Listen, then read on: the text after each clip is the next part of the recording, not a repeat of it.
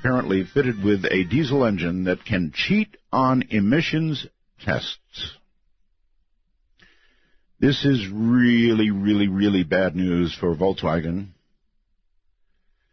The CEO has already received her news. The whole company may be toast.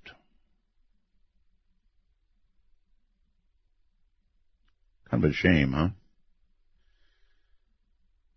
Missed the little bug. And then there is this, Edward Snowden, who has confounded, that's an interesting word, confounded U.S. officials since his abrupt departure from the country 2 years ago with a whole bunch of classified stuff, has just found a new megaphone. He has found Twitter, and so he started following the NSA on Twitter. I'm sorry. And he sent out a tweet which just said, "Can you hear me now?" Well, let's see. In about an hour after he said, "Can you hear me now?" 185,000 followers jumped on board. And then 6 hours later, he was up to 625,000 followers, so I guess we can hear him now. Oh, that must have made them really, really, really, really angry. That's all I can say. Really angry. Can you imagine? Inside the NSA. I'm sorry, NSA. I'm not really. I'm not laughing at you. I'm laughing, hopefully, with you. Not at you. All right. Now, in news of the other, I've got two, I think, really cool things. One demands an explanation from RCH, who follows this program. It is a Mars picture. Now, Richard really needs to look at this. Are you hearing me, Richard? You really need to look at this and tell us what this is, all right? It is taken by the rover from Hillside on September 25th. It's on artbell.com. I suggest you go up there right now. I swear it looks like a creature. It looks a lot like a creature, actually. This is taken from Mars. And it looks like an alien. So, and it's a real picture. It's no BS here. A real picture. Take a look at it. You tell me, artbell.com. And then number two, also available at artbell.com. You know, I don't put stuff up there unless it's really good. Did the Pope have some kind of extra audience? Well, something was watching. Something was up there, something that looks to me like a blob that somebody might have created with Photoshop, but it's not. It's a real picture. It's gigantic, it's mysterious, and it's drifting over the city at distinctly un-balloon-like speeds with unplane-like maneuvers. Maybe it was watching the Pope, and, you know, it was when he was there, that's how somebody caught it with a camera, or a lot of people caught it, I guess. Okay, let me repeat what I said, and that is if you have children in the room, please get them out. We're going to be discussing global thermonuclear war. I read this yesterday, I'm going to read it again and more of it, about 24 years after the end of the Cold War, Russia and the U.S. seem to be engaged in a nuclear arms race once again that could have disastrous consequences. The United States is announcing it's about to do $1 trillion upgrade of its nukes. Can you imagine what you can do with $1 trillion? Now, the Russians are going to modernize their weapons, of course, because it's a new race, right? So they will spend up to $700 billion. Actually, it said $1.3 trillion total earlier on Facebook. It's $1.7 trillion. My God. What's more, Russia-deployed nuclear capacity has overtaken that of the U.S., so we are behind for the first time since 2000. Russia has 1,643 nuclear missiles ready to launch. The U.S. has 1,642. Not surprisingly, all of them aimed at Russia. You know, I thought we re-aimed our missiles to the water. So I guess that one's off, huh? Both countries have been upgrading their active nuclear arsenals since the beginning of the Ukraine conflict. Oh, great. The Center for Arms Control and Non-Proliferation estimates the U.S. has over 7,000 nuclear warheads, compared to more than 8,000 warheads in Russia. The Bulletin of the Atomic Scientist says the two countries possess 93% of the totality of the global nuclear stockpile. $1.7 trillion. All right, coming up next, Stephen Starr, MT, ASCB, BB, MPH, graduated from the School of Health Professions at the University of Missouri, Columbia in 1985. He subsequently worked as a medical technologist over a period of 27 years at a number of hospitals. He is currently the director of the Clinical Laboratory Science Program at the University of Missouri. Stephen is an associate member of the Nuclear Age Peace Foundation and has been published by the Bulletin of the Atomic Scientists. Mr. Starr is also an expert on the environmental consequences of nuclear war and, in 2011, made an address to the UN General Assembly describing the dangers of nuclear weapons and nuclear war and what it poses to all nations and peoples. He has made presentations to ministry officials, parliamentarians, universities, citizens, and students from all around the world. He specializes in making technical scientific information understandable to all audiences, which will be a good thing for this night, because this is a tough subject. I told you, get the kids. Proudly part of the Dark Matter Digital Network, this is Midnight in the Desert with your host, Art Bell. Now, here's Art. Here I am. Well, all right. Here comes Stephen Starr. Stephen, I would like to welcome you to Midnight in the Desert. It's going to be a rough one. Thank you, Art. Yep. It's a pleasure to be on your show. Good to have you. We have never spoken, right? Right. Okay. Stephen, I have been reading, and I just sort of read a little bit of what's been going on. There's so much going on right now that is scary. I lived through the Cold War. I'm 70 years old. I was in the Air Force, Stephen, on the day that we decided if we were going to mix it up with Russia over Cuba, or the Soviet Union at that time over Cuba. And I was working in a hospital at Amarillo Air Force Base in Texas. And I'm the guy who got to go, you know, we were a B-52 base. And I was the guy who got to go over and answer the line that raised the DEFCON level. Really? Into the world of scare. Really scary. Yes. Yep, I was.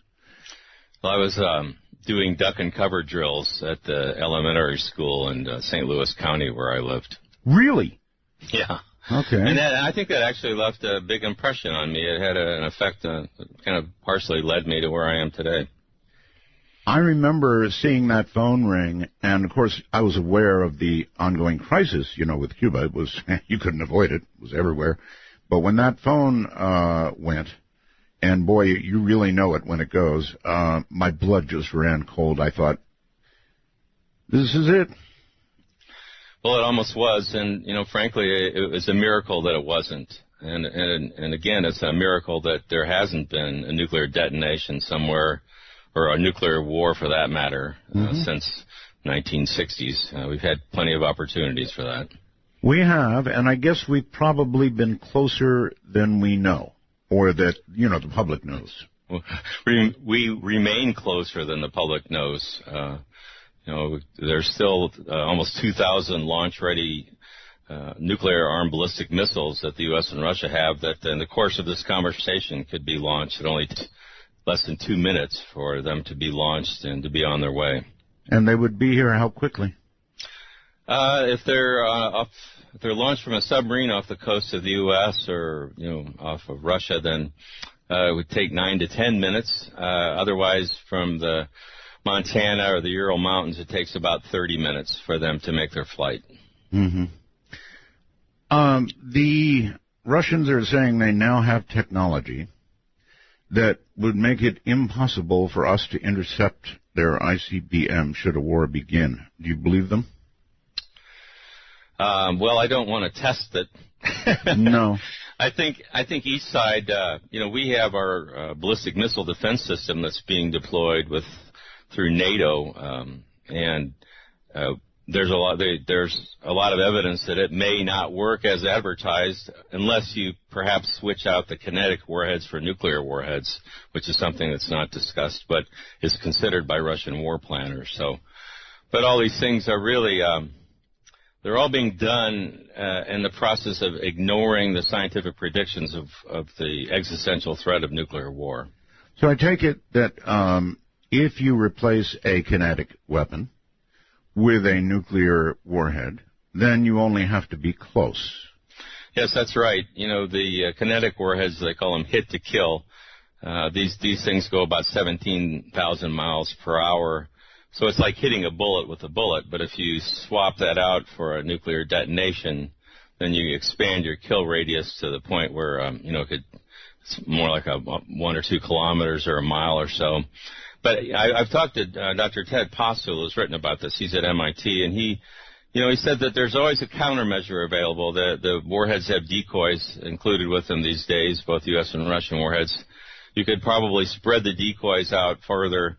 Once you get into these sort of arms races, it's almost impossible to stop them. That's why they actually were wise enough to create the anti-ballistic missile treaty, which George W. Bush withdrew from not that long ago. Well, it also looks like the test ban treaty is about to go up, poor choice of phrase, in smoke any minute now. I guess the Russians are breaking it by testing some cruise missiles and nuclear-armed cruise missiles, and so I guess is it going to go away? Well, the thing is, there's a political spin that comes out on each side, the U.S. and Russian, and there's technical details about all this that can be argued. But it's sort of like counting how many angels can sit on the head of a pin. We get lost in these arguments about who has the most missiles and who has the most warheads. Yeah. In a sense, we treat nuclear weapons as we did conventional weapons, but I think I have a class that I teach at the University of Missouri, and I ask my students about this, like, why do you think we got to the point where we had, something like 70,000 nuclear weapons in 1986? But we have studies that show that 300 strategic warheads, if you detonate those, they'll kill 75% of the people in the United States and Russia. So how could we manage to create, 70,000 warheads? It really was. They called it MAD, which made more sense than mutual assured destruction. But it was insane. But I think there's a failure to grasp the fact that grasp the essential nature of nuclear war and the existential threat that it poses to human beings. So actually, you're a professor, Stephen Starr, really, right? Yeah, I'm lucky enough to teach a class at the University of Missouri on nuclear weapons. It's one of the few classes there are in the United States, which is another problem. After the Soviet Union collapsed, pretty much all nuclear education, what little there was, dropped out of or high schools and even colleges. So the students that come into my class don't even know the difference between an atomic bomb and a hydrogen bomb. I guess in some ways, Stephen, that's a bad thing, and in some ways, maybe it's a good thing, because if they're ever used en masse, well, I just don't think it's... Well, maybe I'm naive. Sometimes I feel like Mr. Smith goes to Washington kind of guy, but I honestly believe that if ordinary Americans, the non-technical audiences, had any idea that the nuclear arsenal that the U.S. and Russia has represent a self-destruct mechanism for the human race, that they wouldn't tolerate it. But we cannot get the leaders of our countries or any of the nuclear weapon states to publicly acknowledge or discuss this fact. And there's very precise scientific predictions and studies that have been made in the last 7 or 8 years that quantify this, that spell it out about how this would happen. But, well, before we even get deeply into this, we're about to spend $1 trillion here in the U.S. on upgrading our nuclear arsenal. $1 trillion. $1 trillion. Do you know how nice our interstates would be if we devoted even a little portion of $1 trillion to the interstates? My God. That's right. My kids went to an elementary school. It's supposed to be one of the best ones in Columbia. It's supposed to have good public schools in it. It was 100 years old. It didn't have air conditioning. They have to close it when it gets too hot. There's just there's a disconnect between the reality of what we're doing with our public school systems and our infrastructure and our health care, as opposed to the enormous military budgets that go out virtually, unattended every year. That's rubber stamped. Yeah. All right. Well, anyway, what is the exact extent of the current global nuclear arsenal? And by the way, Professor, you don't have any classified information that you could mistakenly give away here, do you? Oh, no. It's not necessary to have that. Actually, the transparency is not what it should be. It's the people that provide the numbers that I'll give you are experts, and they have contacts, but the governments don't really readily give this out anymore. It's getting harder and harder to get very accurate information. But historically, we know that right about now there's something between 15 and 16,000 intact nuclear weapons in the world in a global nuclear arsenal. And the U.S. and Russia probably have 15 out of the 16,000, let's say. And you mentioned that 93% in your opening. That's about right. So that's why it's so important to focus on the U.S. and Russia, because first of all, the country that comes in next is France with 300. And so there's orders of, it's so many more times greater numbers that the U.S. and Russia have compared to anybody else. That's where you have to start. Now, if you look at what the weapons are, we each have, U.S. and Russia each have approximately 2,000 nuclear weapons that are deployed for immediate use. So a lot of them are kept in reserve. But 2,000 weapons each would be more than enough to wipe out the human race. Really? Yeah. And of these, the U.S. and Russia each have about 1,000 strategic nuclear weapons. They call them launch-ready. They're ballistic missiles that are armed with nuclear warheads. They can be launched in 2 to 15 minutes. And once they're launched, they can't be recalled. And as you mentioned earlier, it takes 30 minutes to as little as 9 to 10 minutes for them to reach their targets. I had heard years ago that by mutual agreement, I was always in real doubt about this, but by mutual agreement, we had both retargeted all of our ICBMs into the water, into the ocean. Yes, that was a kind of a PR ploy that Clinton and Yeltsin had. Clinton repeated it quite a bit during one of his election campaigns. But the reality of nuclear targeting is that it takes about 10 seconds to retarget a warhead. All these missiles are hooked up to computers. It was a meaningless agreement. The only way to really change this is to stand down these weapons, make it first so that they can't be launched within a few minutes. And then, but better, let's dismantle them, take the warheads off the missiles. We have to start thinking of this as a problem for our species. Oh, I do. I think of it as a problem for our species. Well, the people in charge don't, I think. I think they're so caught up in the moment. The scientists have tried to discuss these studies they're called peer-reviewed studies. They're the best studies that can be done in science. They publish them, and they're criticized by all the best scientists in the world. And if they can't find anything wrong with it, then they go into a journal. And these have been out there for 7 or 8 years, and they predict that even what you would call a successful first strike. Let's say that the U.S. launched and destroyed every Russian strategic nuclear weapon, every nuclear weapon that could be launched against the United States. Right. Well, the environmental consequences of that successful first strike would cause everybody in the United States to starve to death, along with everybody else in the world. So it's a self-destruct mechanism for the human race. the scientists wrote an article called Self-Assured Destruction, which you would compare that to mutual assured. It's actually, all along, it's been self-assured. Right, a little bit. Slow down a little bit. You said even if we had a successful first launch against Russia, that we would starve to death. How does that happen? Well, the mechanism is that nuclear weapons are really like a piece of the sun when they detonate.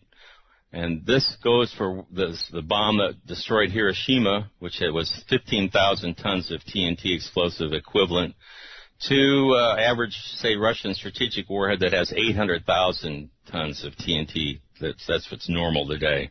But both of those will, when the fireball they create, the surface of that fireball is hotter than the surface of the sun. So what happens then, if that's detonated over or above a city, it will ignite everything within a radius. The 15 kiloton weapon sets 3 to 5 square miles on fire instantly. The 800 kiloton warhead will set 90 to 152 square miles on fire instantly. And all these, what happens is there's fire set over this whole area. It's a mass fire. And within 10 to 15 minutes, it coalesces. They all join together to form a single gigantic fire. In the center of the fire, there's like a chimney effect that rises up, and it creates hurricane-force winds that blow towards the center of the fire. So it'll actually be strong enough to uproot trees and pull into the fire. You can't. And anyone in the fire zone, in a matter of minutes, the air temperature is good above the boiling temperature of water.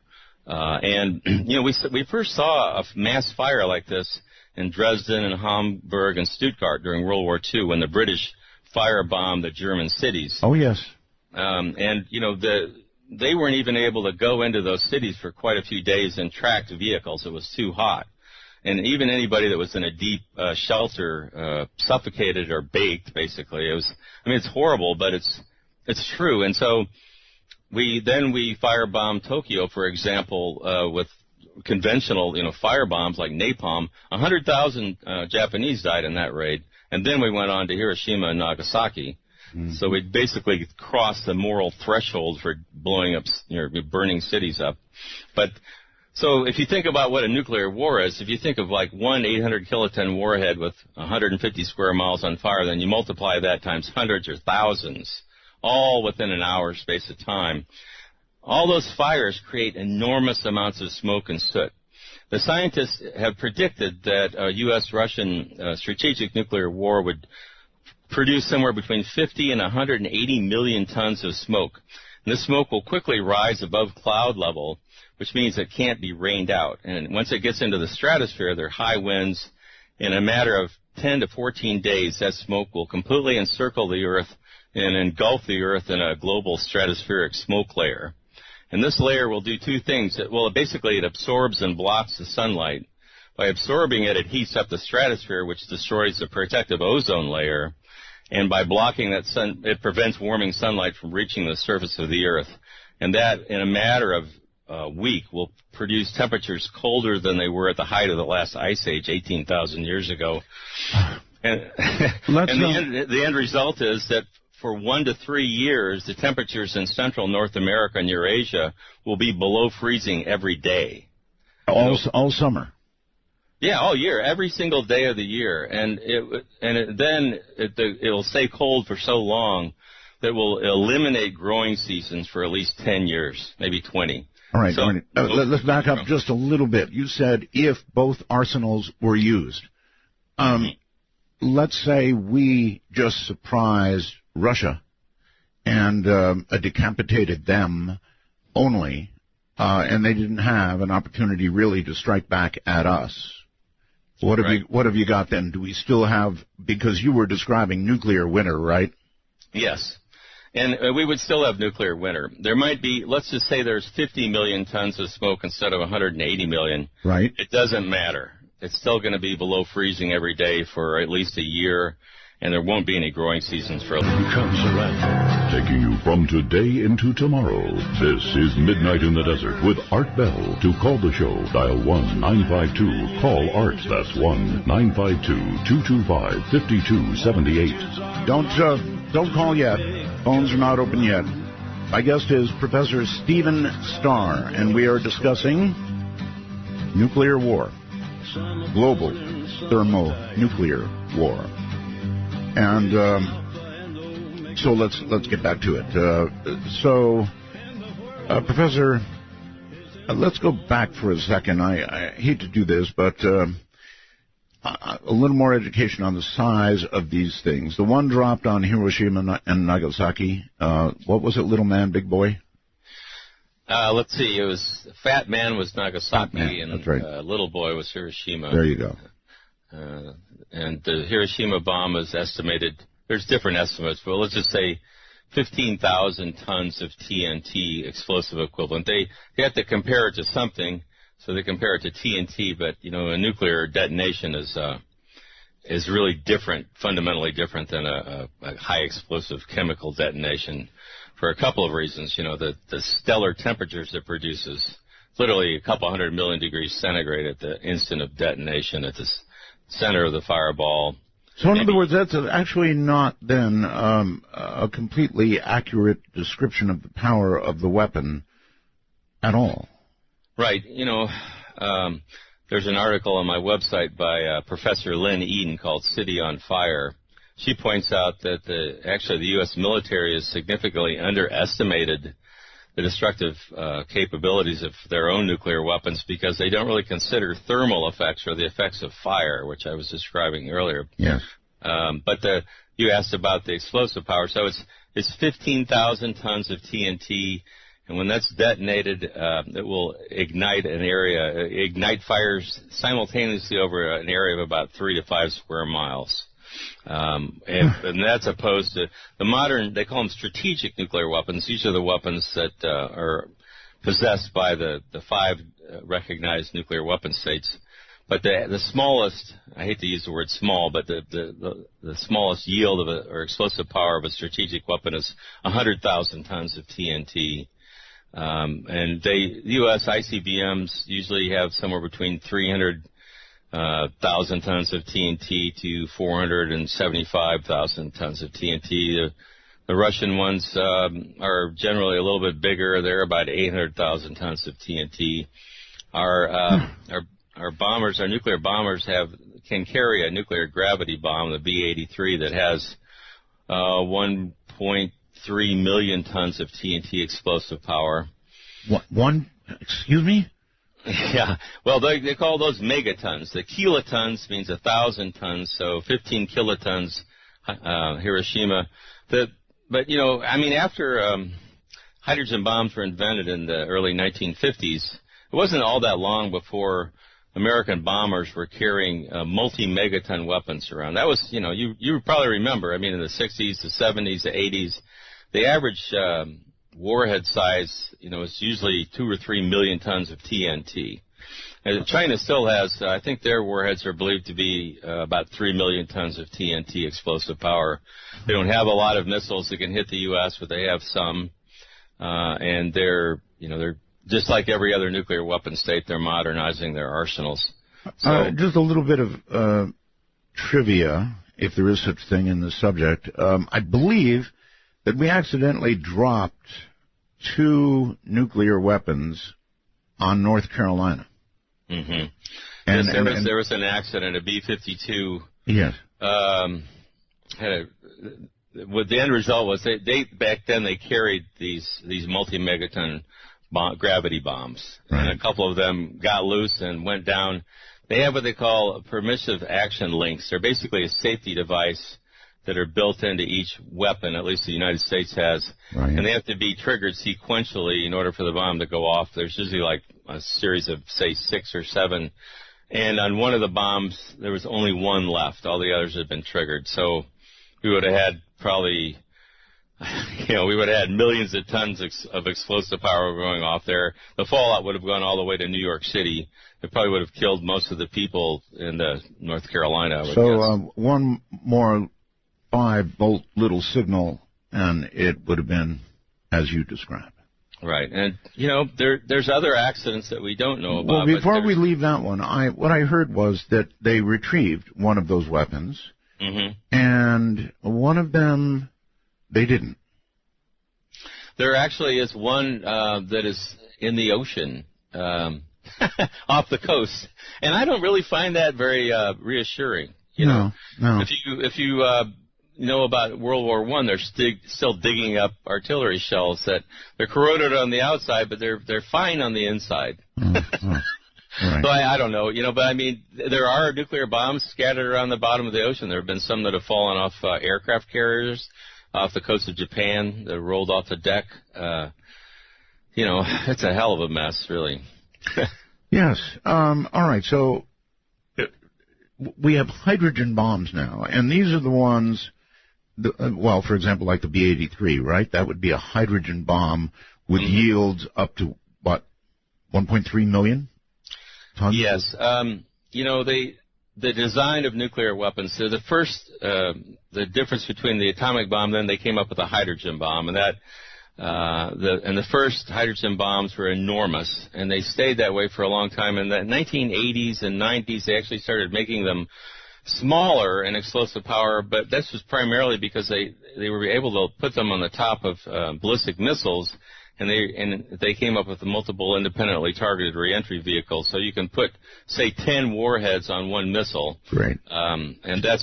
They're generally, the strategic weapons now range in the hundreds of thousands of tons of TNT explosive power, but some are over 1 million. And I really have no doubt that both the United States and Russia still have some multi-megaton weapons that they keep somewhere in case they need them. We still have 4,000 or 5,000 weapons that they call them scheduled for dismantlement. So they actually don't go into the totals that the United States puts out as far as how many weapons we have. They'll announce that we have 4,000 weapons, but then they don't mention that there's 4,000 that are still basically in the same condition they were a few years ago and maybe in the same place. So they schedule them for dismantlement. So I call that disarmament by semantics. Mm-hmm. So in a way, multiple warheads are just a way of doing more with less, sort of. If you want to get into the calculations, if you set off a number of smaller warheads over an area, you actually create more blast damage and just as big a thermal effects as one big warhead. Military planners tend to focus on blast. Mm-hmm. Which is because they want to, and so that's why a city like New York or, Washington, D.C. would be a good example. They might target it with, say, 40 warheads, where actually one of these 800 kiloton warheads would be more than enough to set the whole city and way beyond into the suburbs on fire. 100 and some odd miles, right? They calculate these firestorms based on average weather conditions, but even under the very worst weather conditions, for an 800 kiloton warhead, you're going to have about 90 square miles where you're going to have a certain fire zone. Mm-hmm. But on average weather conditions, it's more like about 150 square miles, and it can be more than that on an exceptionally clear day. So on my website, I focus on fire because, as we mentioned earlier, the fire is what creates the smoke. And the smoke gets up into the stratosphere and can block the sunlight and create these ice age weather conditions on Earth that eliminate the ability to grow food crops for years. Assuming a full exchange, how long would a nuclear winter? Well, there's actually new studies that are being done. I keep in touch with my friends, the scientists, and it looks like it could be 20 years even. But I mean, the global grain reserves right now are maybe enough for a couple of months.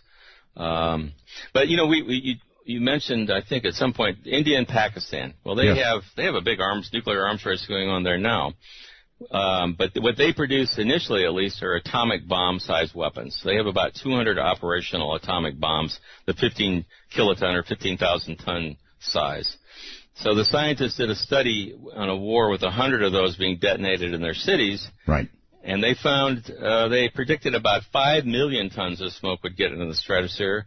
That would be enough to block about 10% of the sunlight from reaching the surface of the Earth for at least 3 or 4 years, maybe 7. And the smoke would stay up there for longer than 10. This would cause enough of a decrease in crop production that it would it's predicted that up to 2 billion people would starve to death just from India-Pakistan. Actually, India and Pakistan have been right up to the brink any number of times, right? That's right, yes, that's true. And they're not getting along all that well right now, from what I read. Well, it seems, Professor, we once lived in a world where MAD was, sort of the operational mutual assured destruction stopped everything from happening. Now, I wonder if nuclear war might be possible on a smaller scale. I know Yes. this is what they toy with, these ideas they toy with, these games, as it were, war games. Is it possible? Is a smaller nuclear exchange survivable? Well, it's not survivable if you happen to be in the target area. No, of course not. Of course not. But I would say that any war is possible. The fact that we have launch-ready nuclear weapons that can be launched even in the course of this conversation, it's been like that for years, so there's sort of a false sense of security. What worries me these days, a couple things. Here in the United States, I'm worried because there seems to be a general lack of knowledge and understanding about the consequences of nuclear war. And there's also appears to me to be an idea that we can just threaten the Russians and they'll back down. So what happens if they don't, or our militaries come into direct contact? As far as India and Pakistan, they're right on each other's border. If they launch a nuclear weapon, a ballistic missile, it'll detonate in a matter of a minute or two or less, So they don't even have really early warning systems like we've constructed these early warning systems because since we're on the opposite sides of the planet, it gives us enough time to detect the launch and then pass a warning up to the president. And then he can decide whether he wants to launch a retaliatory strike based just on early warning system data. And if that's wrong, then he's actually launching a preemptive nuclear strike. But all of these things, and I've written about this. I just did an article in the Bulletin of Atomic Scientists today about launching before or after the detonation of a nuclear weapon, based on early warning systems. But the problem is that we're talking, when we get into those sorts of discussions, we're avoiding the real issue that's never discussed, and that's the environmental consequences of nuclear war. That has never been discussed by any of the nuclear weapon states in a public way, and it's avoided. Well, I want to give the preppers a small reason to continue to prep. It is a small reason. Sure. Relatively. Now, if there was an exchange between India and Pakistan, things would be bad. But if you're prepared, survivable, I take it, in North America. Well, if you want to look at a scenario like that, and historically famine has been caused not just by lack of food, but also by scarce, rising prices and the inability to purchase, and then the restriction of exports. Mm-hmm. I think that if there was a war in India and Pakistan where nuclear weapons were detonated and this global stratospheric smoke layer was produced, and it was quite clear that like for example, you wouldn't be able to grow wheat in Canada for a few years, then the exporting countries that grow grain would probably say, okay, that's it. We're not sending anything overseas. We got to keep this for ourselves. So all the populations that are dependent on imported foods, especially grains, are going to just be SOL. So that's first of all, there's about 1 billion people right now that live on the edge of starvation. And Dr. Ira Halpin from Physicians for Social Responsibility, I'm actually a senior scientist with them too. He wrote a couple of papers that shows that if you reduce the caloric intake of somebody who's already starving by just even 10 or 15% over the course of a year, they're going to starve to death. Right. And we're looking at 10 to 20% reductions for sure in the rice and the corn crops in China and the United States, and even worse further north. So, I think, if you're a prepper, it kind of depends what you're preparing for. Well, I don't think there's anything wrong. I'm right. into self-sufficiency myself. I live out on a small farm. I have apple trees. I have a photovoltaic electric system. Right. But I like that, and I think it makes sense if people need to do that in general these days. I'm with you all the way. I've got solar panels. I've got generators, on and on and on. Anyway, again, I want to come back to this scenario, and I know you don't like any scenario that involves nuclear weapons. Nobody would. But sure. This particular one, India and Pakistan, let's say they really let it loose. Somebody in North America, let's say in Ohio, I don't know, what effects would that person in Ohio have to live with over any number of months or years? Well, I can give you some pretty good answers to that. The scientists that did these studies, they compared it to, there was a volcanic eruption, the largest one in the last 500 years, called Mount Tambora. Oh, Tambora. Yeah, and the summer that followed that eruption was called, it was called the Year Without Summer. Mm-hmm. That was actually when they wrote the novel Frankenstein, But there were killing, in North America, there were killing frosts every month of the year in June, July, and August in New England. And there was famine in England, in Europe.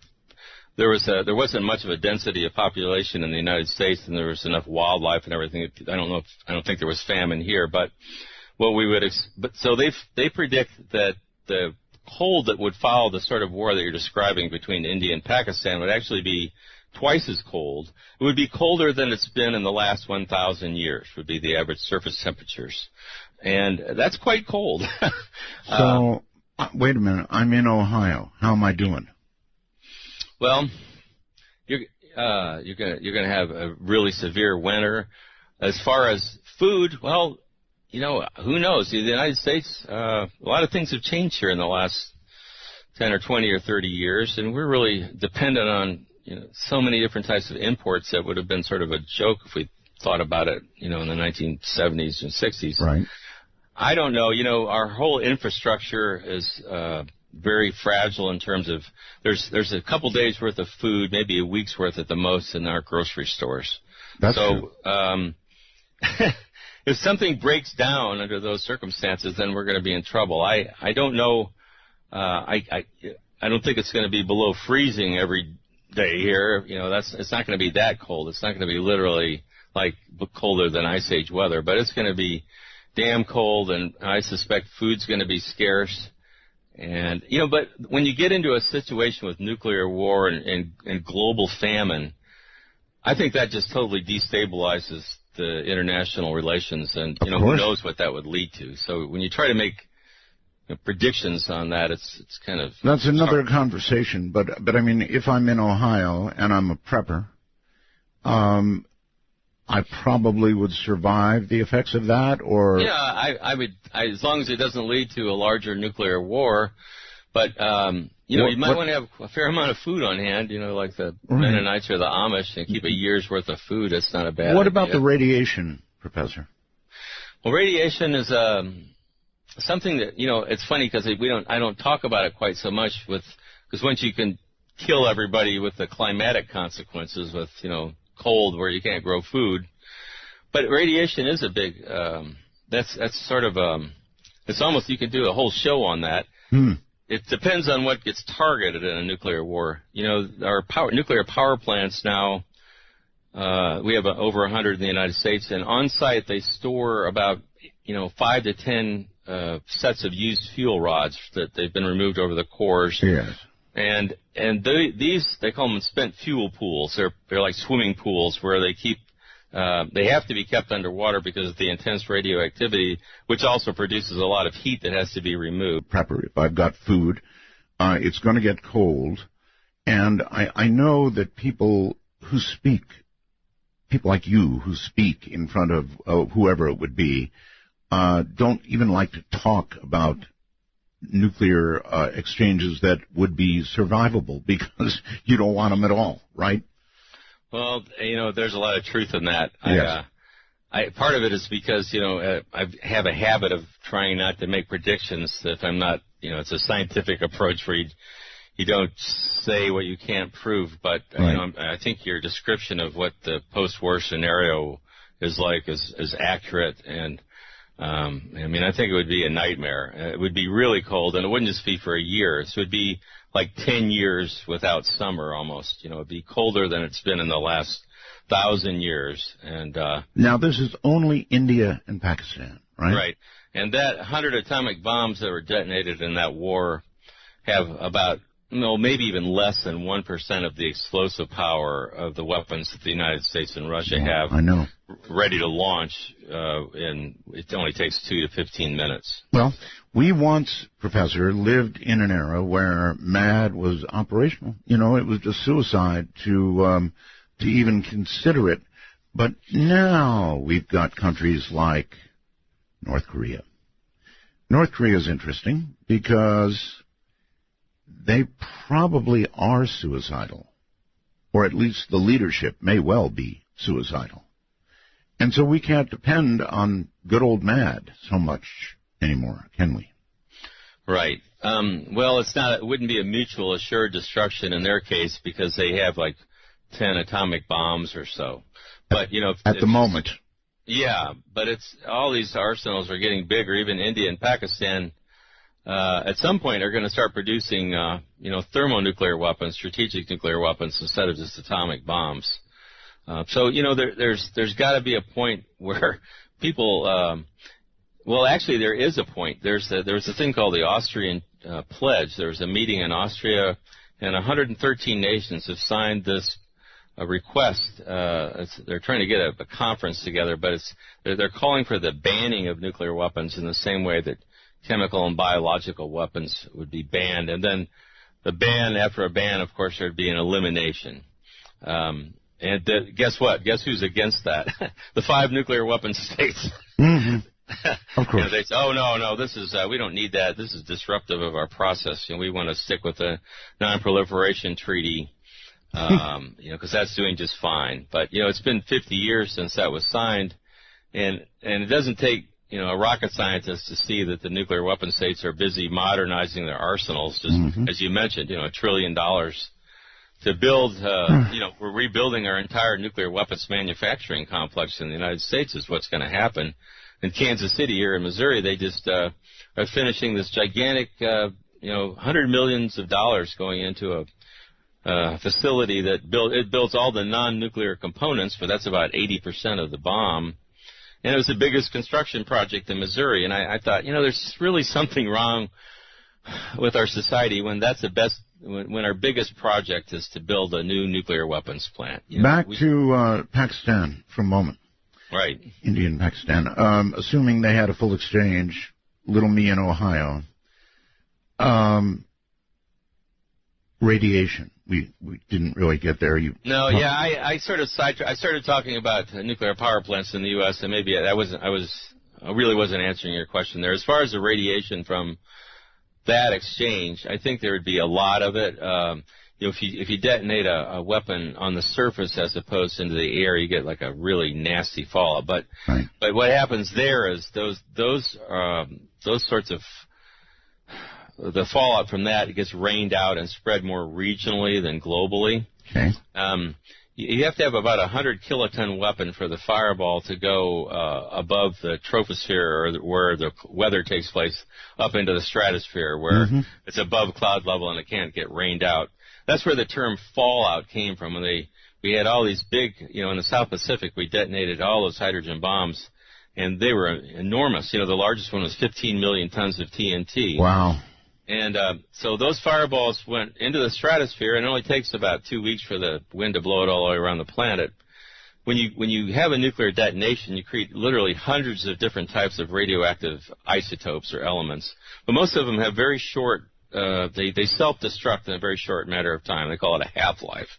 But there's some that don't, and those particularly it's strontium-90, and that gets into your bones and your teeth. And cesium-137 that gets into your organ systems and tissues. Those have 30-year half-lives. And then, of course, there's uranium and plutonium. When you detonate, most of the bombs had plutonium pits, and even the very most efficient bomb doesn't have all the plutonium fission. It's a lot of it's blasted into microparticles. Is there any such thing as a clean bomb? No. Not, they all produce, and there's no such thing as a clean nuclear fission. Anytime you split an atom, you produce a lot of radioactive byproducts. And most of these, like the cesium-137 and strontium-90, haven't really existed during the entire time complex life has evolved and developed. And so it's new to us. And that's one of the things I think is really, that's been ignored or almost suppressed. And they focus a lot on external doses of radiation, but what very equally or even more important is if this stuff gets into the biosphere, these long-lived radioisotopes like cesium-137, and it gets into your foodstuffs, and then you eat it, and you ingest it or inhale it. Right.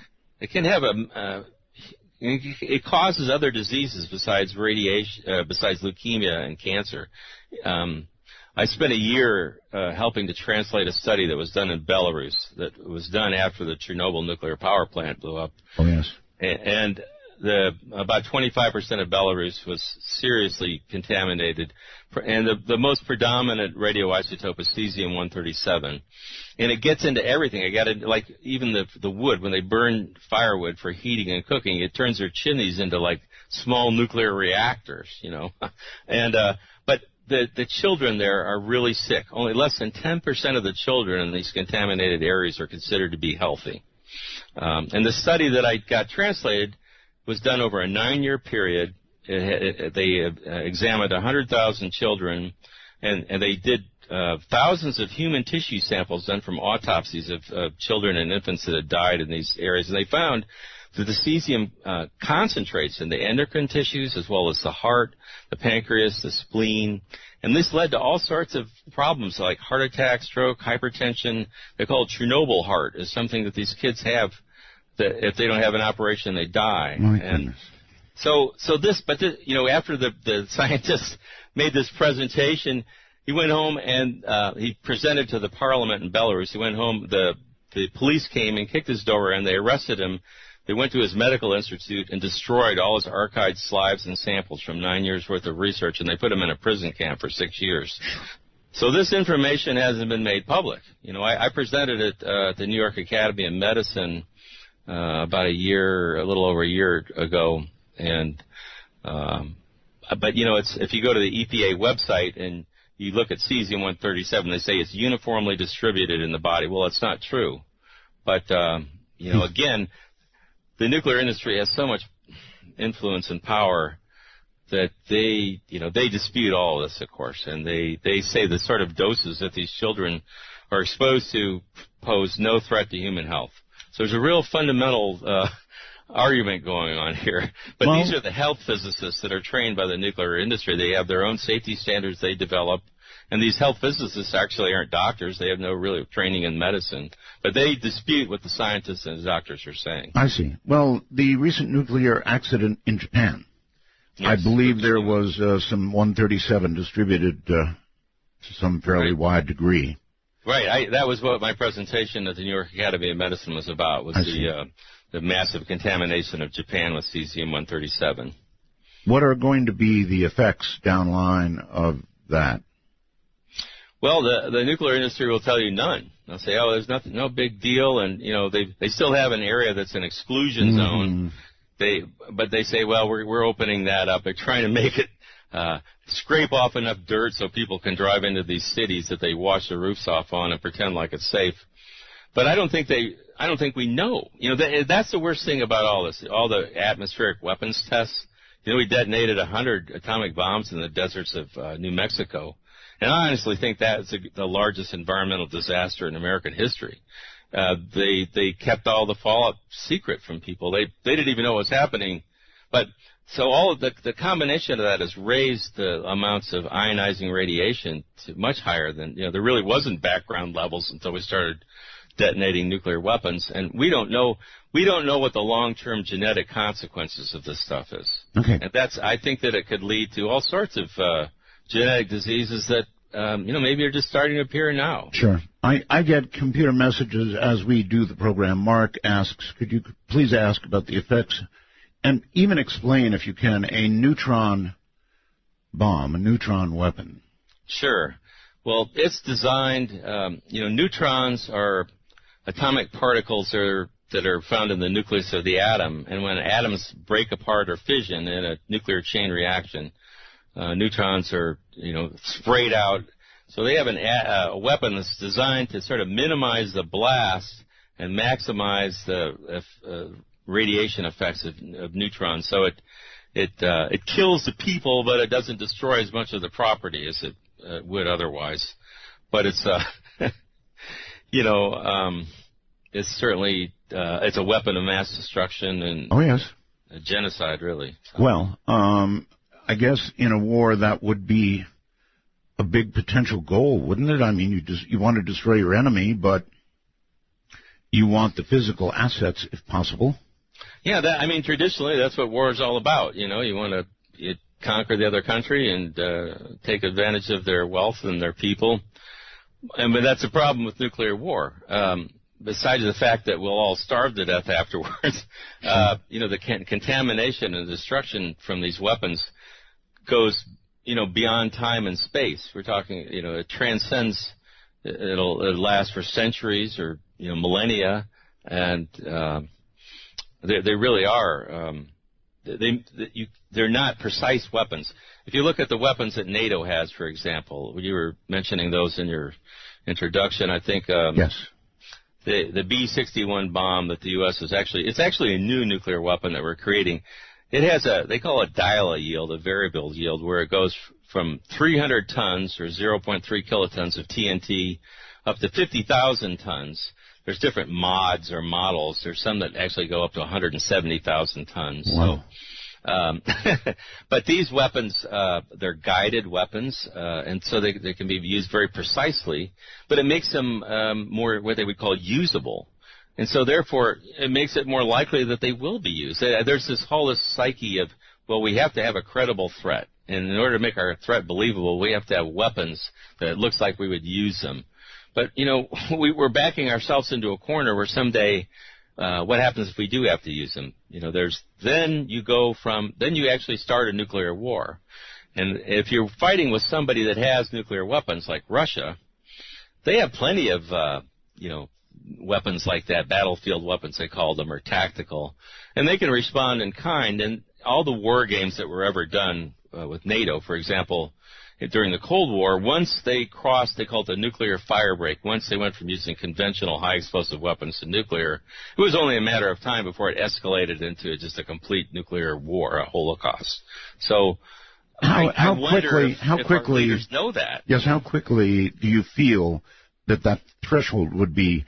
Let's just have an example here. Let's say that Putin decides that he wants what they had, the old Soviet Union, and they begin moving into state after state after state, attempting to reform what they had. Now, to some degree, NATO, I guess, would at some point step in, but boy, oh boy, when you start talking about it in real life, understanding what would happen if we stepped in, we would be probably really cautious. And I don't know how many countries would fall before we decided we would step in. And once we did, even a small exchange, artillery, for example, they have nuclear weapons that can be fired by artillery, right? Well, the Russians do.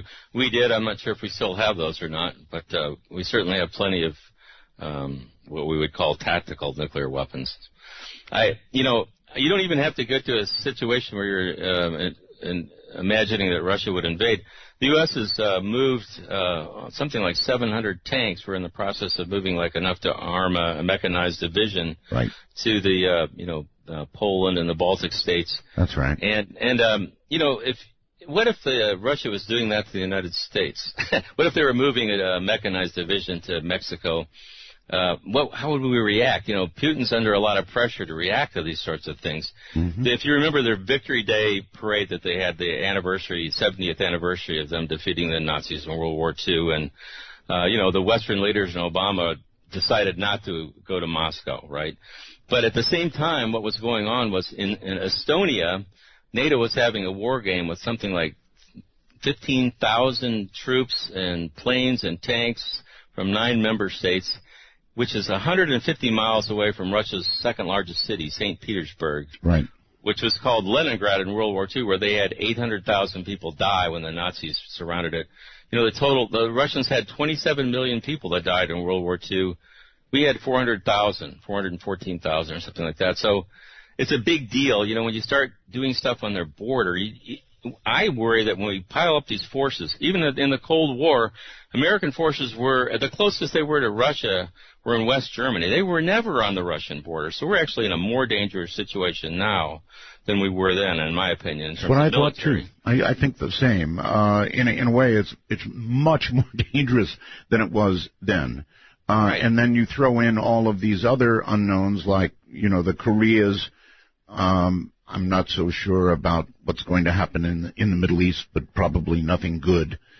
So it could begin in all kinds of places. Let's go to Korea, because they seem, right now anyway, the craziest.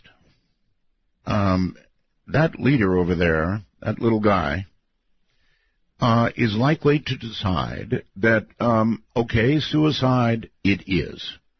And so we launch. And I'm sure the first to go would be Seoul. Seoul is so close to the border. There's a lot of scenarios there. I've read some different scenarios where I think North Korea has so much artillery that's in range of Seoul that they could actually almost destroy the city without a nuclear weapon, and they could reserve their nuclear weapons for the harbors, for example, to prevent troops from coming in. Good point. There's a lot of, but I don't. The thing that differs about when you talk about North Korea, it would be a nightmare. There might be as many people killed in that as there might be 10 or 20 or 50 million people killed in a nuclear war with that. But it's still, I don't think you have to have the 100 detonations that we talked about in India and Pakistan before you create this global smoke layer. Mm-hmm. So there is sort of a threshold for the whole nuclear winter process, but it hasn't really been defined as such. Professor, what do we know about North Korea's bombs? We have monitored any number of, and I've heard mixed things, like it was a partial dud or, mm-hmm. In other words, what do we think we know about where they are? Well, any country that develops nuclear weapons begins by developing what we did with an atomic bomb, a relatively simple bomb. If you have highly enriched uranium, then you can slam two pieces together. That's the very simplest one. We didn't even test that before we dropped the first one in Hiroshima because we knew it would work.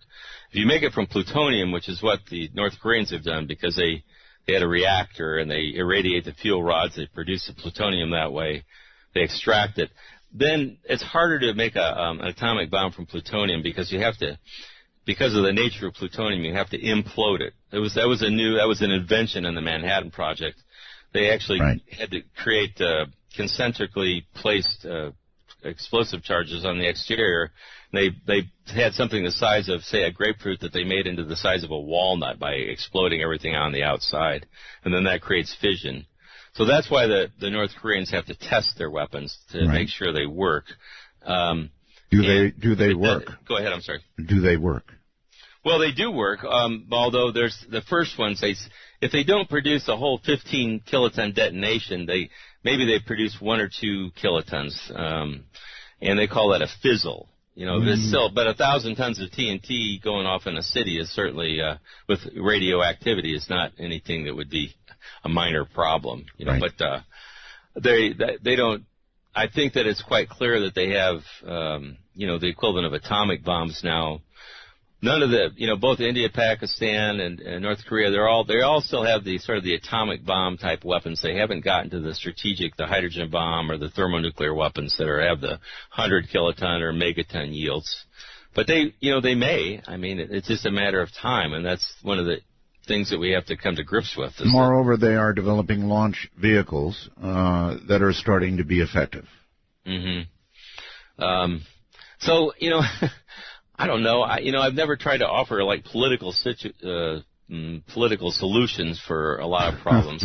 My goal has been to explain the existential threat that these weapons pose, and hope that's enough of a motivation factor to try to lead to some constructive.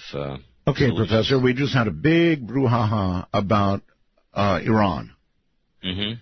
Now, do you have any knowledge about how close Iran is? I mean, the Israelis say one thing, we perhaps say another, Iran says another.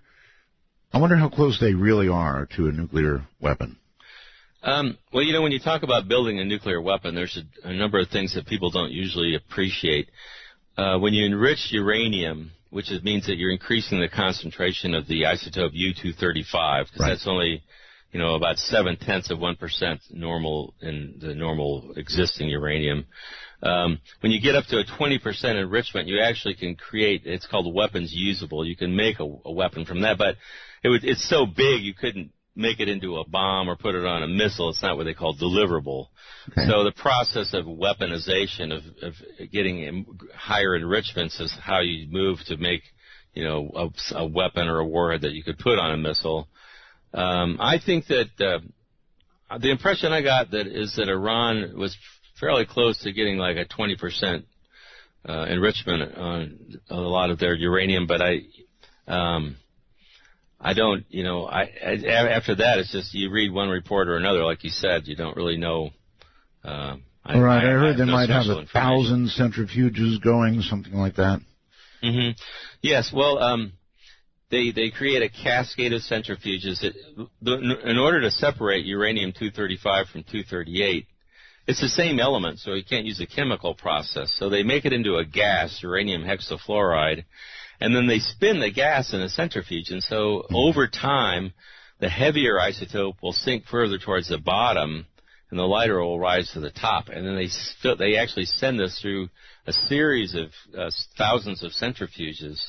So by the time it gets towards the last ones, it's actually getting enough of an enrichment or a concentration of the U-235 that it can be extracted. So there are other ways to do it, but that's been the way that I think that Iran has approached it. I have interviewed any number of theoretical physicists like Dr. Michio Kaku. Mm-hmm. I'm sure you've heard that name. Oh, sure. And I asked him at one point what he thought our chances were, as a human race, of not destroying ourselves with these weapons. Mm-hmm. And he said less than 1%. Yeah. Well, I hope he's wrong. I do too. I think if we keep going the way we are, then, I might have to, say he's right. But my belief. Well, that's it. See, things are not getting better. They're getting worse. They're getting more dangerous. That's what I see. Well, what's amazed me, and my biggest frustration, and if your listeners want to, something I'd suggest that they try to accomplish. We can't get the leaders of the nuclear weapon states. We can't get Obama to meet with these scientists. He can't get his advisors to meet with the scientists to discuss their studies. That they just want to say, hey, look, we've done this remarkable research with state-of-the-art computers, and it's been evaluated all around the world by the world's best scientists. And this is what's going to happen if you have a nuclear war. Somebody has to have enough guts to get out on the world stage, and I think it has to be one of the leaders of the nuclear weapon states, and say, look, we're having all these problems getting along and everything, but what we have to talk about and what we have to understand is that if we have a nuclear war, we're going to kill not only everybody in our nations, but everybody else on the planet. And, the other nations around the world are actually coming to grips with this, and that's why you can have an Austrian pledge with 113 nations calling for banning nuclear weapons. But, the nuclear weapon states are resisting this, and so you're like, that's what really troubles me is that, here in my own country, we can't even get a hearing, and these guys are the best scientists in the world. They're not doing this on the back of an envelope, they're doing it in their National Center for Atmospheric Research and University of Colorado Boulder, Rutgers, it's not, they aren't amateurs. Professor Kaku was invited to work on nuclear weapons and declined. And I wonder how, surely some of the people have worked on nuclear weapons. And I wonder how they can rationalize that in their minds, knowing what they're doing. Well, you're right. I think there is a rationalization.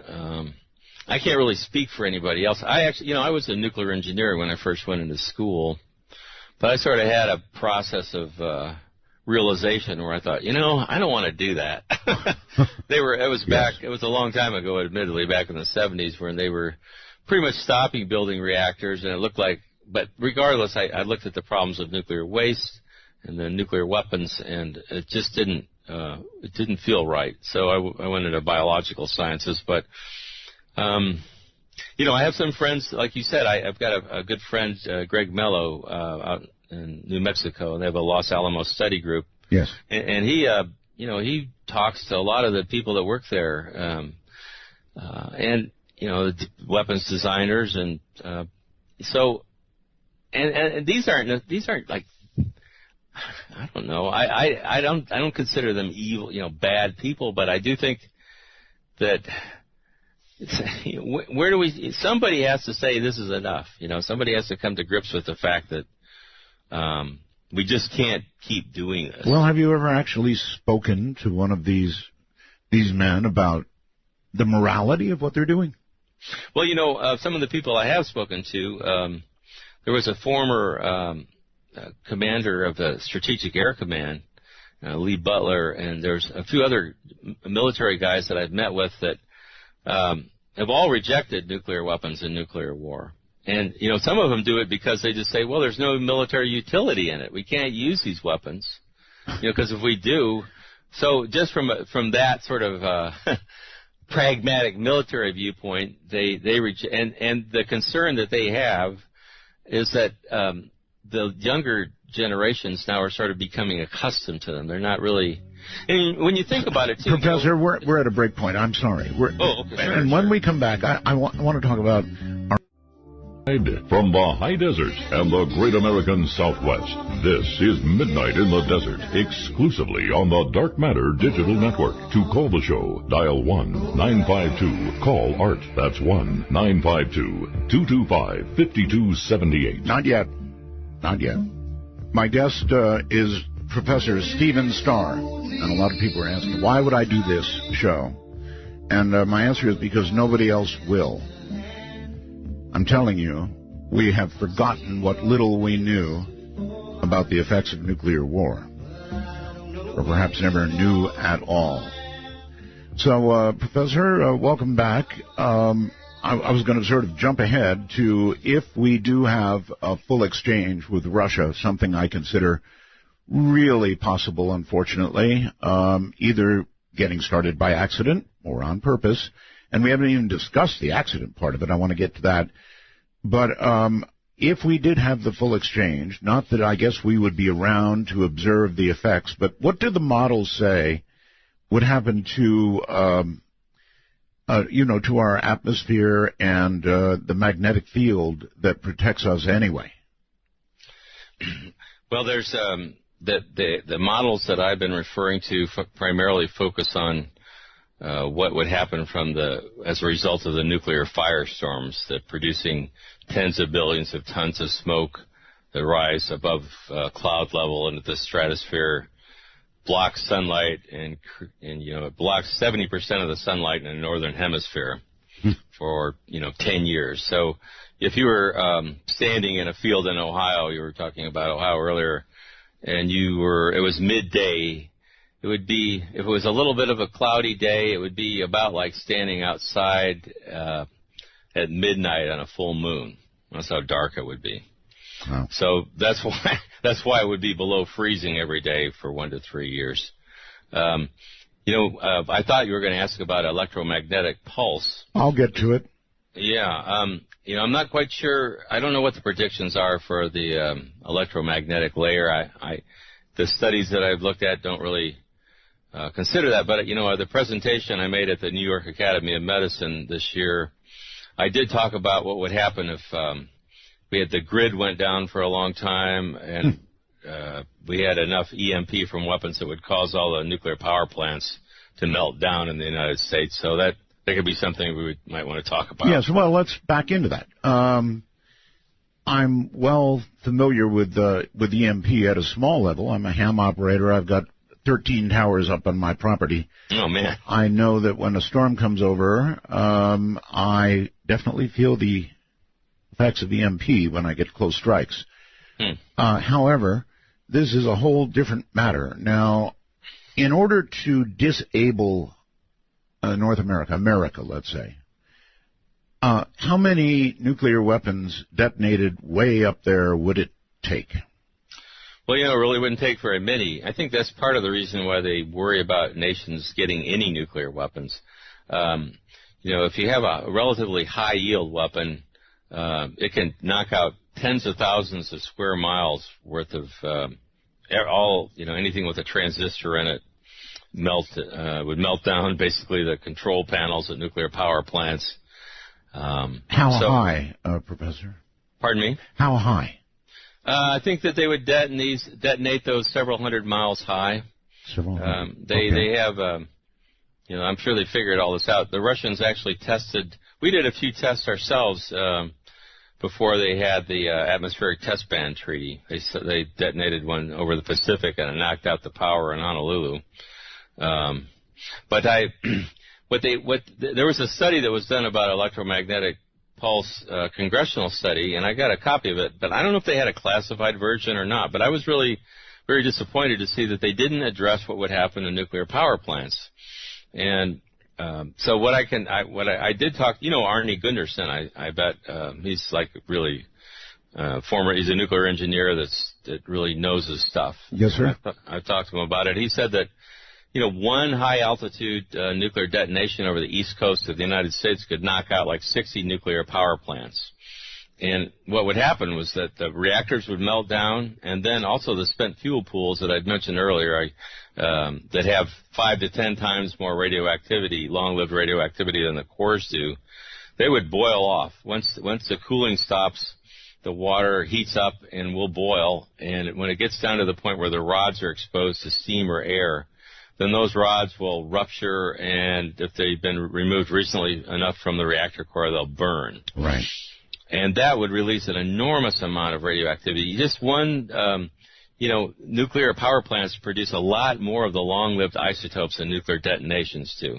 For example, one nuclear spent fuel pool has more cesium-137 in it than all the atmospheric weapons tests combined released, over 1,000 tests.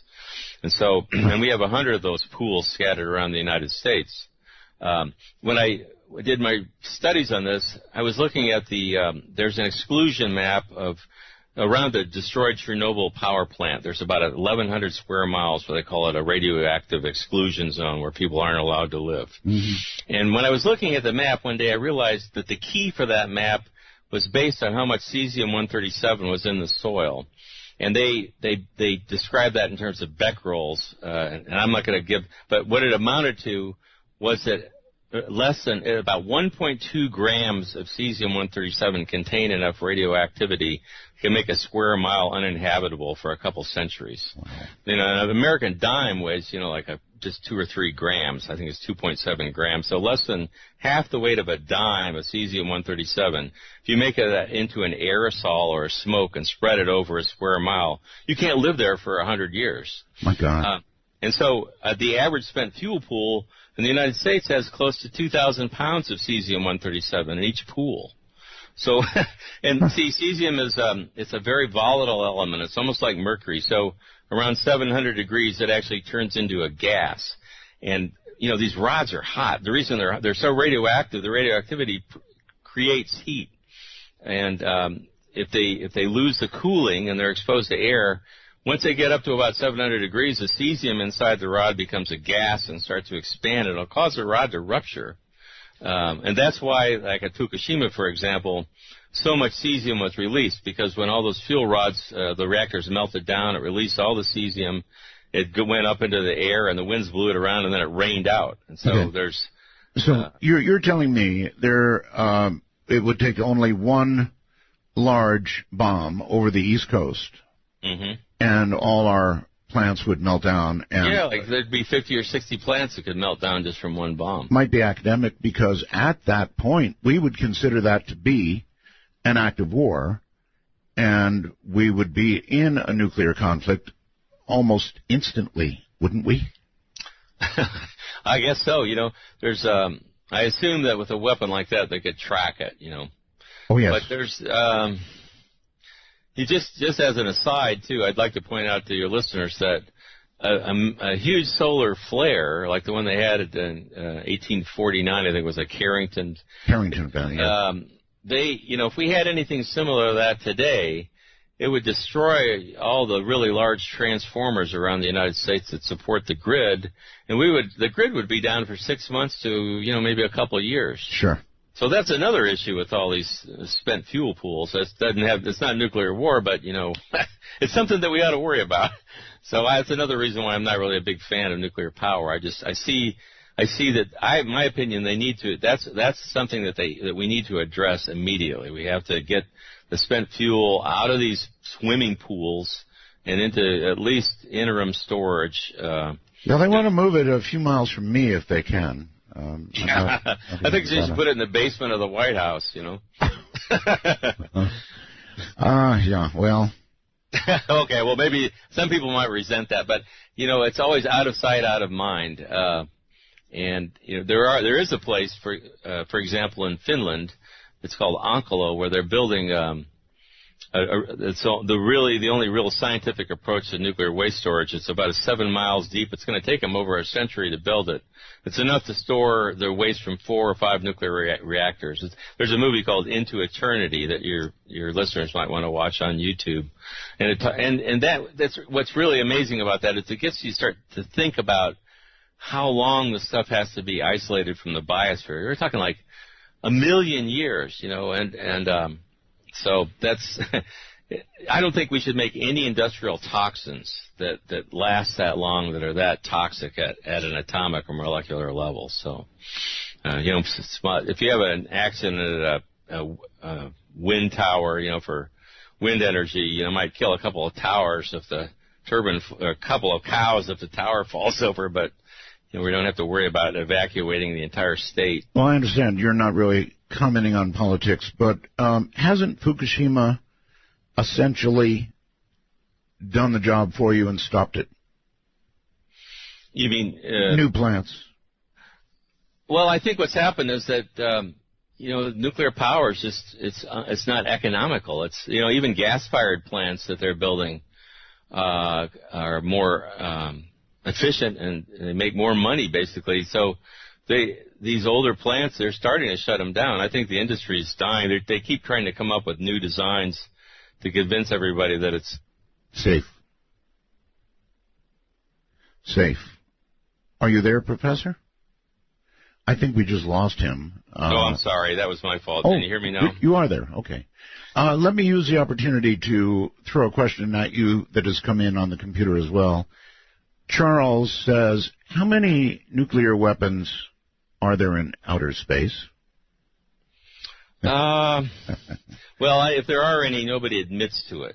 Uh-huh. But that's a problem. We're moving towards an arms race in space, and but I think, as far as I know, nobody's got stations out there with weapons mounted on them. Well, there sure would be a good reason to have them up there. They used to talk about, we actually planned to put them on the moon at one point. That was a long time ago, but. Well, the moon, that would be too much warning. But, my goodness, if they're sitting up there on satellites, now you're talking about, I don't know that there'd be any warning at all, would there? Well, that's a good question. What I could tell you about they call it depressed trajectories. If they fire from a submarine-launched ballistic missile off the coast, you can use a trajectory that's like not typical, like it goes up and way up and comes down. Then you can shorten the flight time and make it really hard to detect. Mm-hmm. And that's the problem. We have the system. They call it, the article I wrote that was published in the Bulletin of Atomic Scientists today was about the dangers of launch on warning. Mm-hmm. And once the U.S. and Russia constructed these early warning systems on each side, and they basically kind of hooked them up to their national command authority, the president, and then the ICBMs that we have in our silos, the buried underground. They got crews sitting there 24/7 waiting for a launch order. We have to launch on warning, don't we? Well, I don't think so. But in reality. Well, what if it's a false warning? What if it's a false warning of attack? Oh, well, that would be an accident.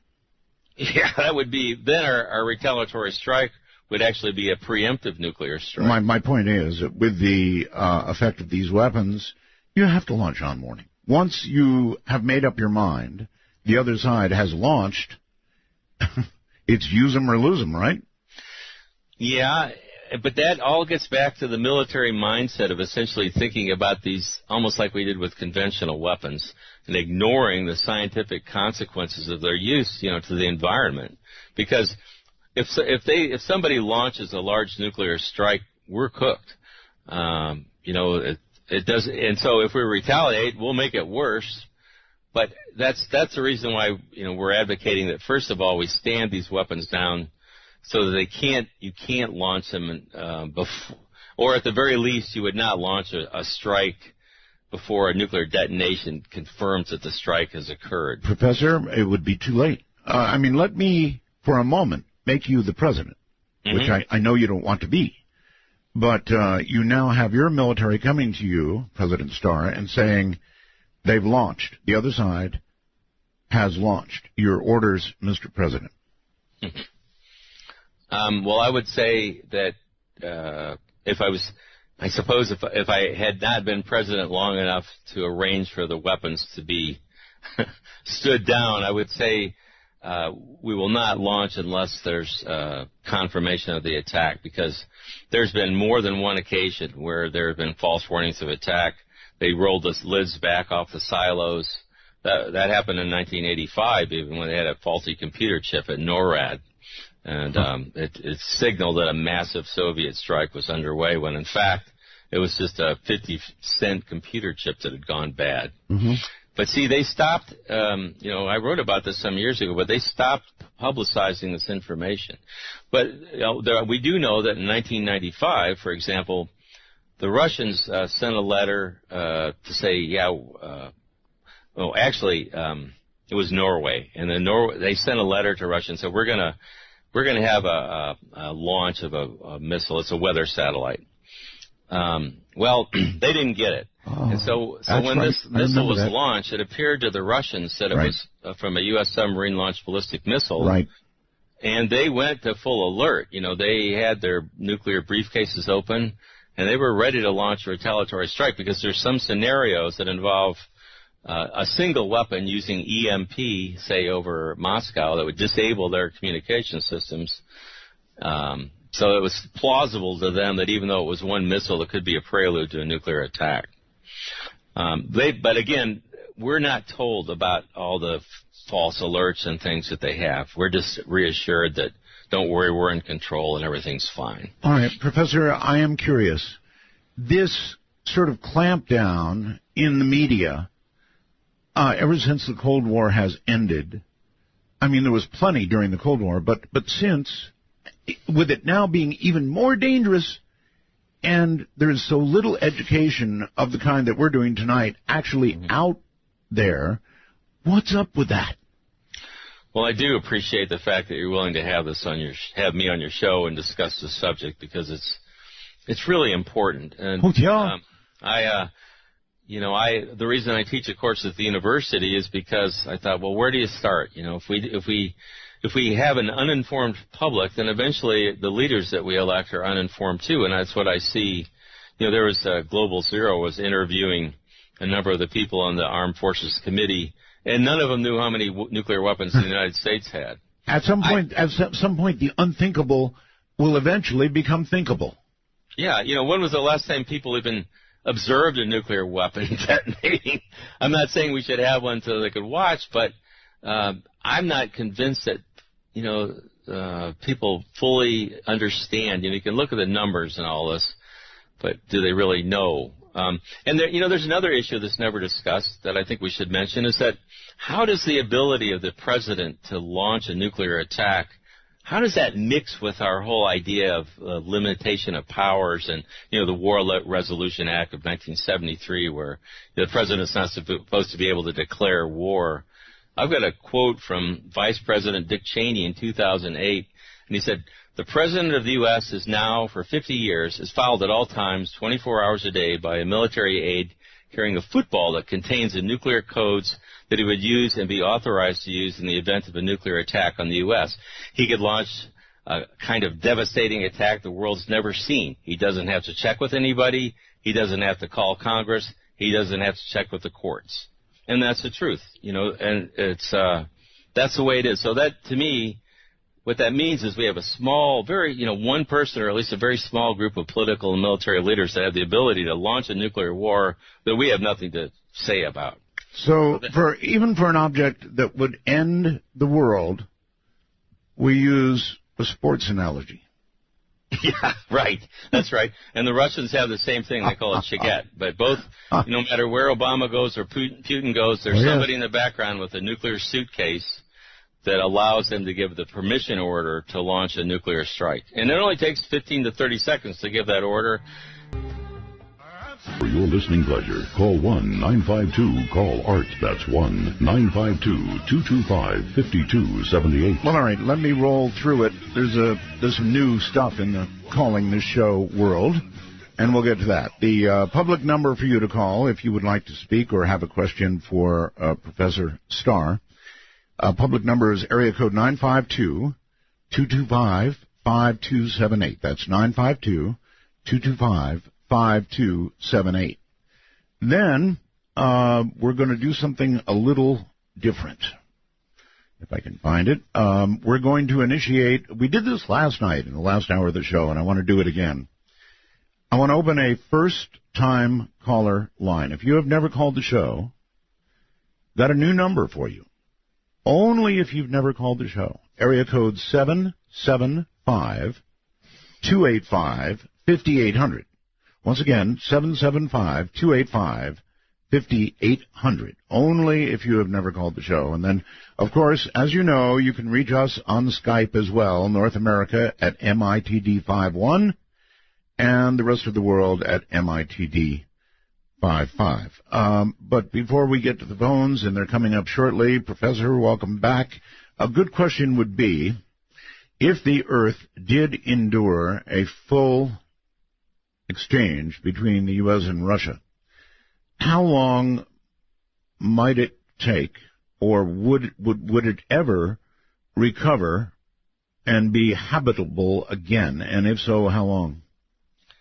Well, I think from what I can understand myself, what would happen was it would be like a mass extinction event, similar to when the best example is when a meteorite hit the Earth, and that was when the dinosaurs were wiped out about 66 billion years ago. They know that an asteroid, a metallic asteroid about 6 miles in diameter, hit the Yucatan Peninsula, and when it hit, it threw up enough heated material into when it came down, it actually heated the upper atmosphere to 2,700 degrees Fahrenheit, created temperatures at surface level about 600 degrees, 700 degrees. It set all the forests of the world on fire, and it was they call it impact winter. It was so dark that you could have held your hand in front of your face and you wouldn't have seen it.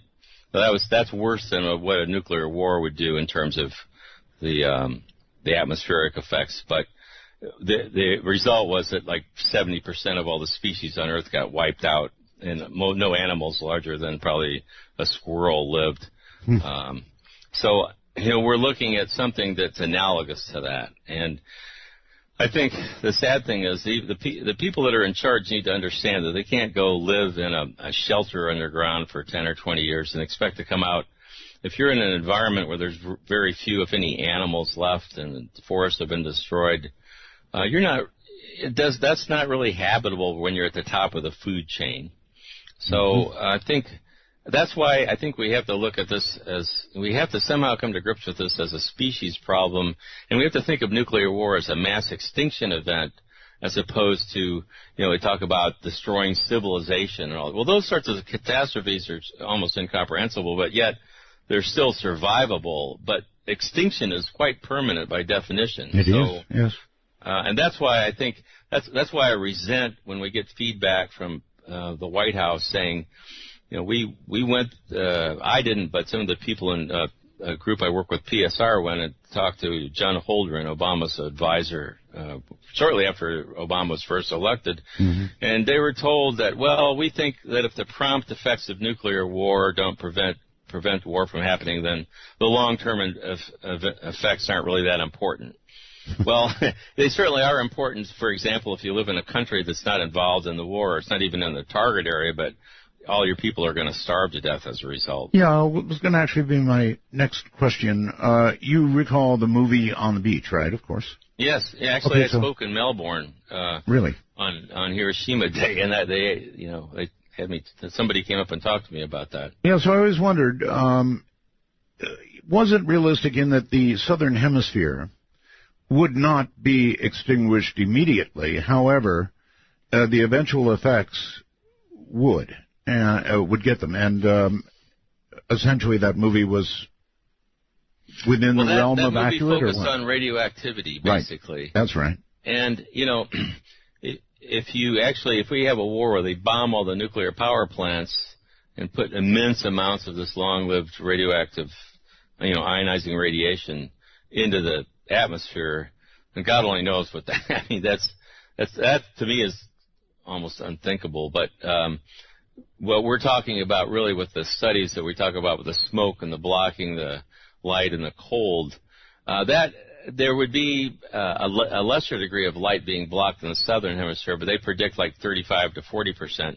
But still, there's going to be such a global cooling effect that for all practical purposes it won't matter. It might not be quite as dark and not quite as cold, but you still won't be able to grow any food. And, I asked one of the scientists about this, and they said, well, there may be some people at the equator that might survive. But, I have an article in the Federation of American Scientists that's going to be published this month called Nuclear War, Nuclear Winter, and Human Extinction. And the point I try to make is that I don't think it's worth getting into an academic debate about whether or not all the people would be killed, but just the fact that there's a good chance that they would be, to me, is enough. That should be a fairly powerful, enough of a motivation to at least publicly acknowledge and discuss this. The nuclear weapon states won't do it. They won't. None of their leaders will come out and talk about any of this stuff. They just want to talk about the deterrent, and nuclear war deters. But in order to have deterrence, all sides have to remain rational. They have to fear death. That doesn't seem like it's going to be the case forever. That is our modern problem. We have ISIS, which, by the way, is in the midst of trying to get hold of a nuclear weapon. Mm-hmm. We have North Korea. They both seem like very, by our standards, completely irrational groups that want to bring on Armageddon. Right. And, I think the real issue I see is that everything is wired. So, when we had the Cuban Missile Crisis that you mentioned earlier, we didn't have launch-ready nuclear weapons at that time and all these things hooked up that we could launch 2,000 strategic warheads in a matter of, less than 15 minutes. But we do now, and things can happen so fast. You put these forces in Europe on Russia's border, and a jet plane can overfly, and a missile can go off, and things can happen quickly. And, both the U.S. and Russia have operated on what they call the counterforce military doctrine for decades. And what that does is it tasks the military to destroy the other side. In the event of war, the military's mission is to destroy the other side's nuclear forces before they can be used to destroy you. So once war starts, all the calculations change. Then you get into the fog of war, and then what happens? It's too fast. Everything's hooked up. So what the last thing we needed to do is to keep, pounding our chests and threatening, and but I don't see any simple way around it except by just getting, let's cut to the chase. Get to some leader to come out and say, look, if we have a war, we're all going to die, and we really need to talk about this, and explain it in a way so yes, but that's the rational approach, and it would work with rational nations. Mm-hmm. But not right. Well, I'm really referring. My concern is with the U.S. and Russian strategic arsenals, because they've got 15 out of the 16,000 weapons on the planet, and it might. Who knows? I admit a lot of people say, yeah, right. Wishful thinking, but I don't really know any other way to approach this. I don't have a political solution to every problem. I don't think it's. You have to get above that. You have to have some kind of like trump card, and to me, this is it. It's like, well, if we have a war, everybody dies. It's mutual assured destruction is really self-assured destruction. even with our successful first strike, we're going to die. So what do we do about it? I don't know. I guess the only winning way is not to play. Right. Remember that line? I think it was good evening, Professor Pauken. Hello. A strange game. The only winning move is not to play. Yes, I remember that. That War Games movie, right? That's Isn't right. That it? That's correct, yes. Let's, very quickly, Omaha, Nebraska. By the way, you'd be one of the first to go there in Omaha. Thank you very much. I think you're probably right. That kind of leads into my comment that you're both referring to. About 15, 20 years ago, we had a governor, Frank Morrison, who was our governor at the time of the missile crisis, and I had the opportunity to visit with him basically on his deathbed. And we talked and visited about a lot of things, and I asked him, what's some of the most noteworthy or some scary things that happened that you recall as a governor? And he related that he came within 1 day of completely quarantining the state during that missile crisis. Really? And anyway, it's documented. I mean, I've seen. What would the purpose of quarantine have been in that case? Well, basically because of all the testing that was done in Nevada and the airstream that was carrying all the fallout this way. And anyway, that was kind of. Oh, I see. You're talking back the above ground testing days here in Nevada. Yes. Yes. Mm-hmm. Yes, and I know there's been tests of the effects in the state of cancer-related things because of that. So right. Anyway, that was just one comment to make. The other thing I wanted to ask your guest, by the way, this is a phenomenal interview tonight. I thank you, Art, and your guest. But he's from the University of Missouri, correct? Yes, sir. Uh-huh. Anyway, I'm curious if you know of a Nebraskan that used to teach down there by the name of John Neihart. He was in the English department. He's noted for the book Black Elk Steep. Well, I know exactly who you're talking about. I never had the privilege of meeting him, but I've actually listened to some of his recorded lectures.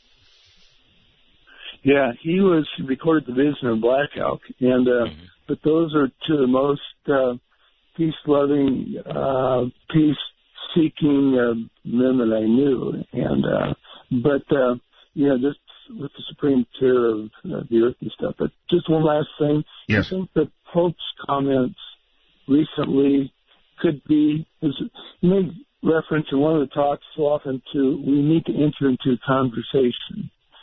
Yeah, we need to enter into a conversation, all right. Again, I think that's a good point about the Pope.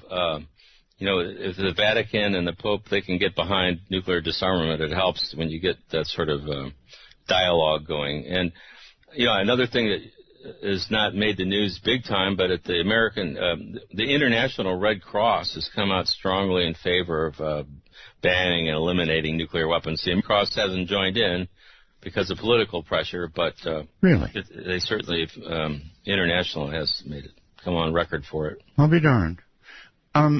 Back to something we discussed sort of a little while ago.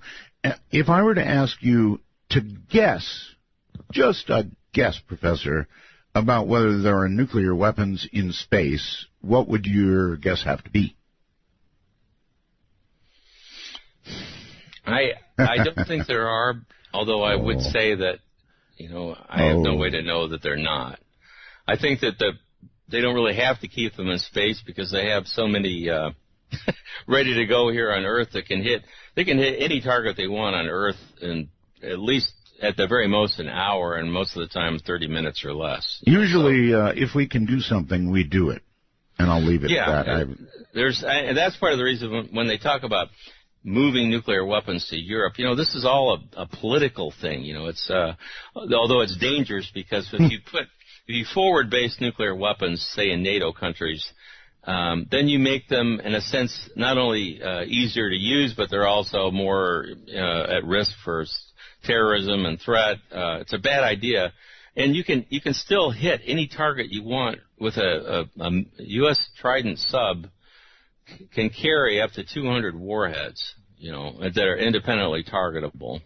Under the START treaty, they supposedly carry less, but just one sub has enough warheads to take out every major city in Russia, or whatever. And they also have outfitted some of these subs to carry conventional warheads. So, or cruise missiles. Okay. And let me try this. There's not a need to put weapons in space. Let me try this. If the Russians had a nuclear weapon in space, would we know that? I don't know. I mean, I'm not sure what our national technical capability is, but I'm sure they monitor. Each side always monitors their launches and stuff. The Russians, in the 1990s, it was a mess over there, and they at this point they have lost almost most of their early warning system capability from satellites, just ground based. So they're putting it back up, I believe, but I don't know. The U.S., even though the military moans and groans about, not having enough funds and everything, we've constantly modernized our arsenal, and these weapons are, if they were that dangerous or unsafe, we'd certainly, they are, I don't see how a nuclear weapon can be considered safe in the first place, but in terms of military thinking, when they complain about a weapon being unreliable, what they're talking about is not whether or not it will detonate, but they're worried about the explosive power being within a few percent of what they want it to be, because that goes into their calculations for blasts and all that. Okay, Sergio on Skype, you're on the air. Yes. Good evening, Art. I'm not hearing you very well. You're going to have to get very close to the microphone of whatever you're talking into. Yes, good evening. Is that better? Better.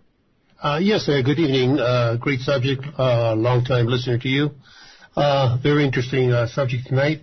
I just want to ask your guest, isn't it true that both Russia and the United States both have the, in Russia it's called dead end, which is the automatic retaliatory system. In case no one is alive, it will retaliate automatically. Good question. Very good question. Yes. It's interesting. I knew one of the guys, his name was Colonel Valery Yerinich. I wrote an article with him and worked together with him. He actually helped design that.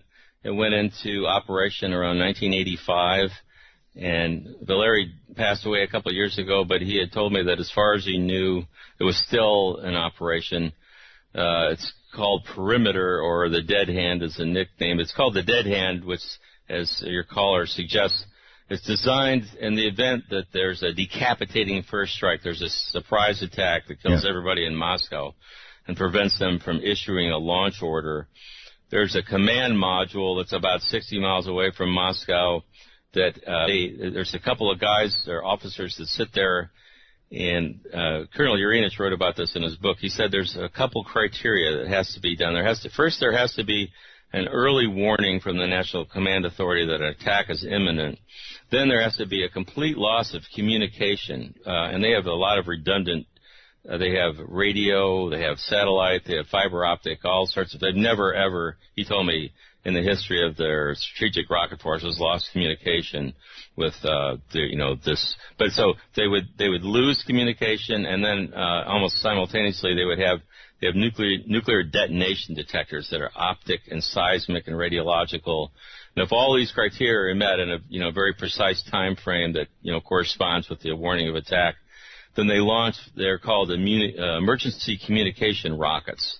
And these rockets, after they take off, they broadcast a signal that overrides all human interference. It just automatically launches any surviving nuclear forces. Gee, good thing nothing can go wrong with that. Yeah. Well, I never found it very reassuring. From a military standpoint, they said, well, this is good because it prevents us from launching on warning on just electronic signals if it's a false warning of attack. Mm-hmm. But, I always wondered what would happen if something went wrong with one of the rockets. Just the fact that means that there has to be radio signals or frequencies that can be broadcast that can launch nuclear weapons. That I don't find that reassuring. Nor do I. On my first-time caller line, you are on the air. Hi, good evening. Art, this is Howard in Virginia. How are you? I'm fine, Howard. Thank you. KI4LWA, and I've listened to you for over 10 years, and the reason I know is I just renewed my ham radio license, so I entirely blame my joy in the hobby on you, because you always spoke of it, and that's what got me in the hobby. So, well, thank you. Quick question that you can answer when you get a second is if you're where you hang out on HF if you do these days. I'd love to make a contact sometime. Well, if 10 meters ever comes back, I'll be there. Do you have a question for my guest? Yes, sir, I do. Hey, good evening, Stephen. Love the conversation, Art. It's one of those that's just so deep it's hard to know where to start swimming. But I guess what came to I got a quick comment, a question and a comment. My question, Stephen, is with all the I just think the Middle East is still probably the place this stuff might happen, but with the portable suitcase nukes, different things like that, if you think there's ever been a detonation that we haven't heard about, the tactical nukes, all that stuff is probably over in that theater. And how many of those you think are out there rolling around and possibly could go off? And then my hope is, Art, for the world is that maybe if we can last a few more years, that the particle beam weapons, and that's what I think might be in space, honestly, is like that video of the space shuttle when that thing shot up and yes. It was too. So I'm hoping that our technology will make these things obsolete someday. But that's it. Thanks so much. I love your show, and I'm glad you're back. You very much. All right, so do you think there's ever been a detonation, kind of a hard question, that we've not detected? Well, there was what came to mind was when it's believed that South Africa had developed nuclear weapons. Oh, yes. And they tested them over, I guess, in the Atlantic with the help of Israel. And, the only way to detect something like that was with a satellite, and because people aren't going to see that. I guess your guest may be referring more to a detonation that took place that, there would be visible destruction. Mm-hmm. I'm getting pretty cynical about almost all the news and things that we hear now, because I honestly think we get so much propaganda that's rather than facts. Agree. And a lot of the facts are being omitted. But, there's a lot of technical capability out there to register radioactivity. And that even goes along with, say, trying to clandestinely manufacture nuclear weapons. It's amazing what they can detect in the atmosphere of radionuclides if somebody's got sensitive equipment. So I've always thought that, there's enough, even though a lot of these scientists are linked to the government might tell them don't release any information. There's still people that have equipment that monitor that. I honestly think if there was a nuclear detonation, you would be able to detect it from atmospheric radiation as well as the site, Okay. That enormous explosion they just had in Tianjin in China. Right. That was like between 5 and 10 kilotons from what I can see with this blast calculation. Really? Enormous. But I don't think it was nuclear because I think there would have been enough fallout from that it just you can't hide that. There's always, if you produce ionizing radiation, sure. Nuclear detonation, you can't hide it. Okay, suitcase nukes. Well, the suitcase nukes, they're real? I've studied that. They did exist. They were manufactured. But when you miniaturize a nuclear weapon to that extent, it's actually a very technical process. It's nothing at all like putting together an atomic bomb. The first atomic bomb was just basically a cannon barrel with two highly enriched pieces of uranium that they fired one through the barrel into the other. But when you try to miniaturize a nuclear weapon, it's very complex. And the experts that I've read about said that over time they degrade, and it would be the first reports I read about that were in the late 90s. I think it was Alexander Lebed. It was a Russian guy that announced this, but even if it was true that they weren't able to keep track of them, my opinion is if anybody really got their hands on one of those, they probably would have used it. I think if a terrorist organization or somebody gets a nuclear weapon, they're not going to just sit around and say, well, let's wait till a really good time. They're going to shoot that thing off. How many do you think were made? I think the Russians said that they'd made something like 90 or 100. Lebed said that they could only find 50 or 60 of them. So, who the hell knows? But, there's a lot of things that are even, to me, are scarier. The Soviets had nuclear material scattered all over the place. In Kazakhstan, they were working on nuclear rocket engines, and they had enough, uranium and plutonium down there to make 60 atomic bombs. Mm-hmm. And the United States went in and got a lot of that out with the help. That was back when we were actually kind of working with the Russians, but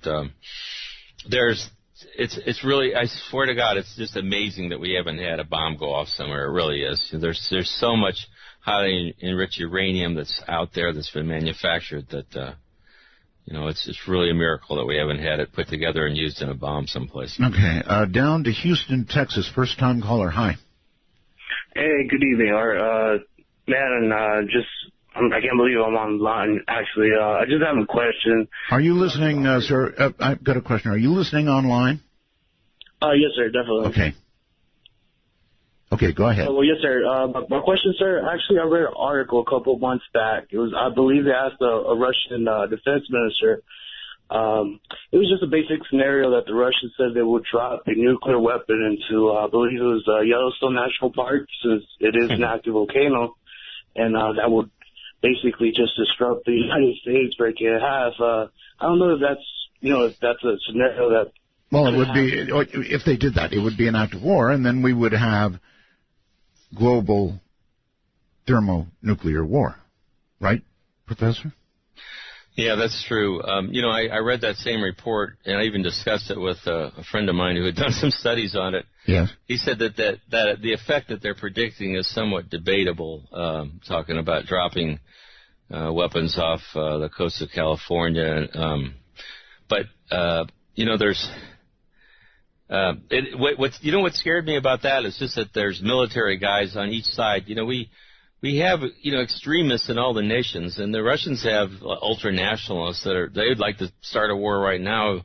We have people like that in the U.S. too, but, I worry that, Putin may be pictured as like a really bad guy, but there's honestly a lot worse. We could wind up with somebody a lot worse than him if we're not careful, so. This is true. All right, let's see. I think it's Felton, California, is that correct?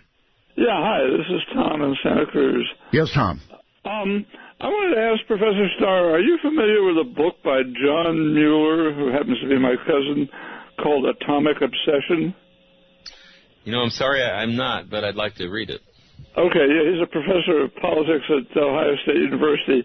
He argues, or at least he tries to reassure us, that the states so far and the future ones, such as maybe Iran, who may be getting nuclear weapons, will soon find out that, like the military people you mentioned earlier, that there's really nothing you can really accomplish with them if you actually use them. So they're unless you're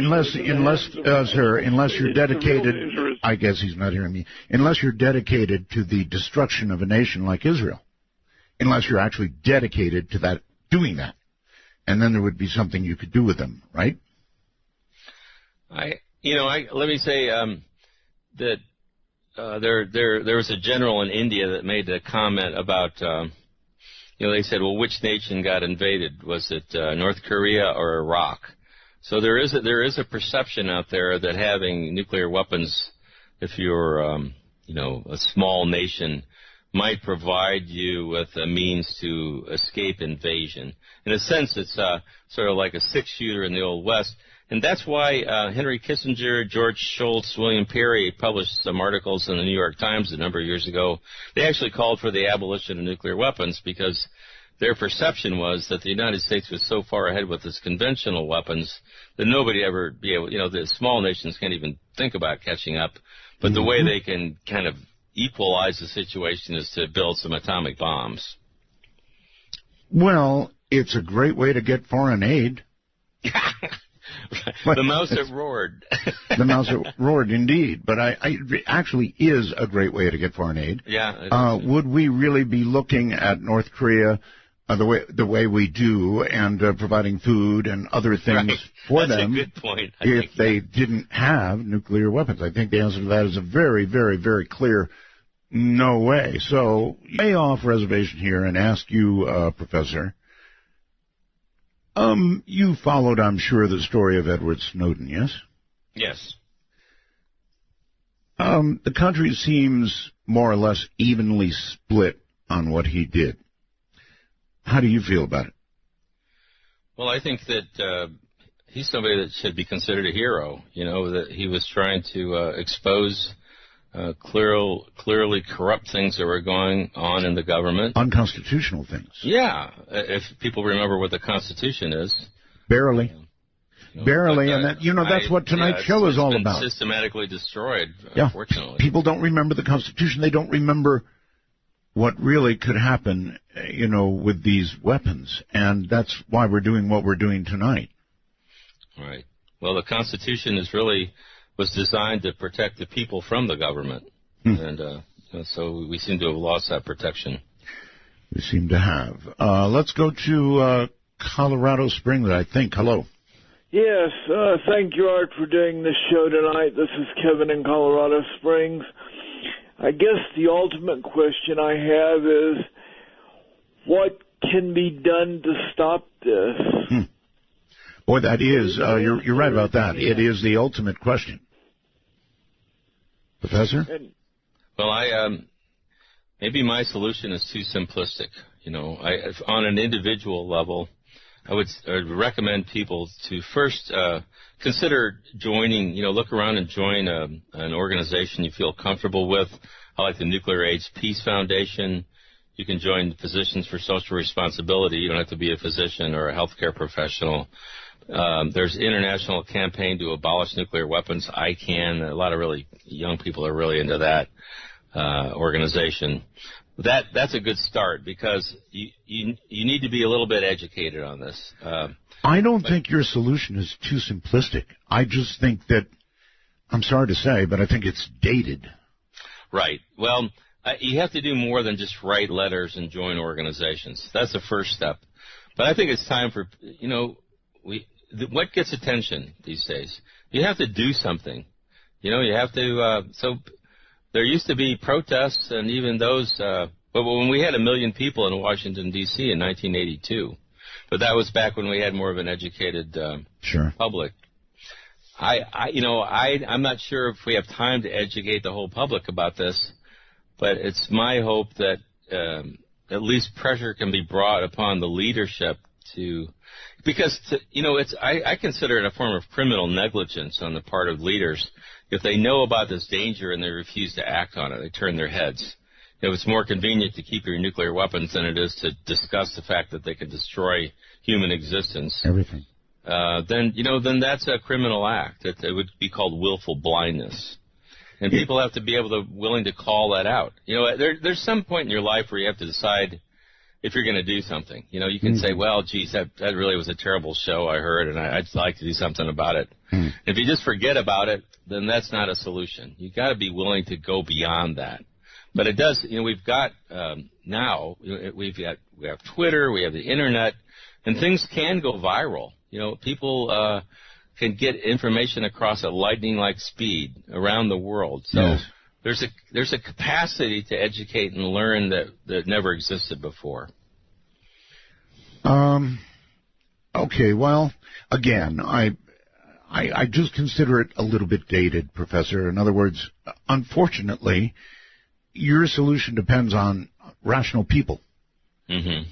And we seem to have moved into all right, let me try another approach. I frequently talk about interesting things like aliens or life on other planets or something, and, to date, we've actually not detected the presence of any other intelligent life anywhere, despite listening really hard. Isn't it possible that life eventually is absolutely self-destructive? It would certainly account for a lack of any signals so far. Mm-hmm. Well, I believe Carl Sagan talked about that one time, and he said that he had a theory that once a civilization became intelligent enough to create, nuclear power, that it was more likely to self-destruct, and that's the reason why we didn't, wind up communicating with many others. But, I'm not. I listened to a National Press Club conference not too long ago where there were quite a few hard-bitten military guys and Air Force pilots, and they came forward with a lot of data showing their interactions with UFOs. And I'm not going to rule out a lot of possibilities that are out there. I think But whatever it takes for us to consider ourselves a species, if it takes a disease, that threatens to wipe out humanity, or if it takes a spaceship to land and we realize we're not the only life force, well, whatever it takes, it's okay with me if we can come to the grips with the fact that the nuclear weapons that we have amount to a self-destruct mechanism for the human race. All right. Let's go to Flip on Skype. Hi. Hello, Art. Hello. I had a quick question for Mr. Starr. What would happen if somebody were to hijack a commercial airliner and crash it into a nuclear power plant? Yeah, that's a good question. Well, I think there have been studies to show that that could cause a lot of problems. Maybe the biggest problem is not recognized. The spent fuel pools that I mentioned, that are each reactor stores all their used fuel rods on site in like a stainless steel lined swimming pool. It's about 40 feet deep, the size of a tennis court.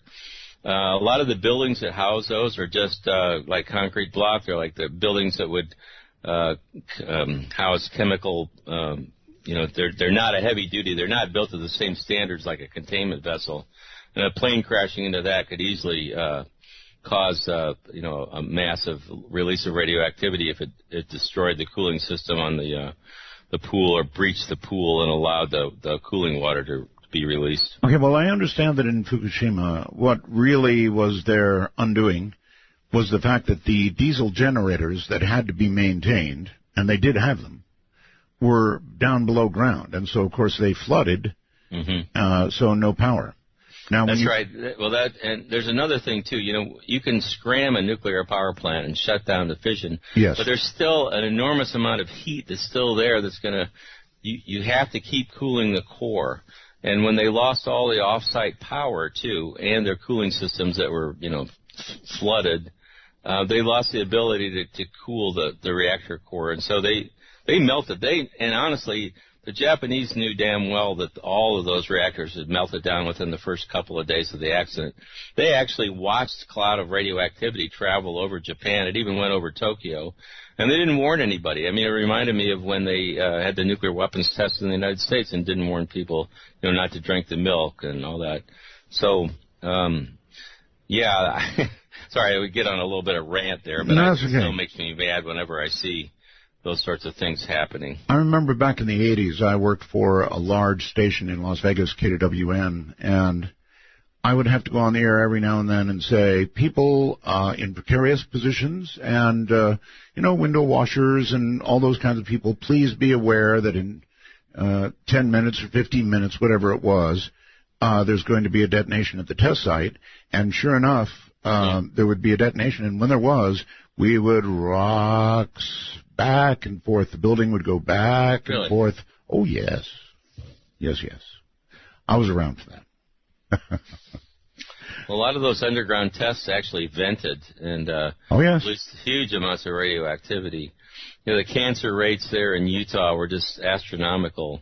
I was going to say, fortunately for us and unfortunately for Utah, that's the direction it went. Glenn on Skype, you're on the air. Good morning, gentlemen. Good morning. Okay, if we say that hypothetically, for argument's sake, that city busters are passé, what about things like dialable yield neutron micronukes or cobalt-60 dirty bombs or depleted uranium munitions? We still have plenty of ways to mess things up, but especially the dialable yield neutron tactical nuclear weapons. What do you think about that? Have we seen them used even, perhaps? Well, the variable yield or dial yield weapons, those would be like the B-61 weapons that we have a couple hundred, I think 180 of those deployed over in Europe now at 6 or 7 different NATO bases.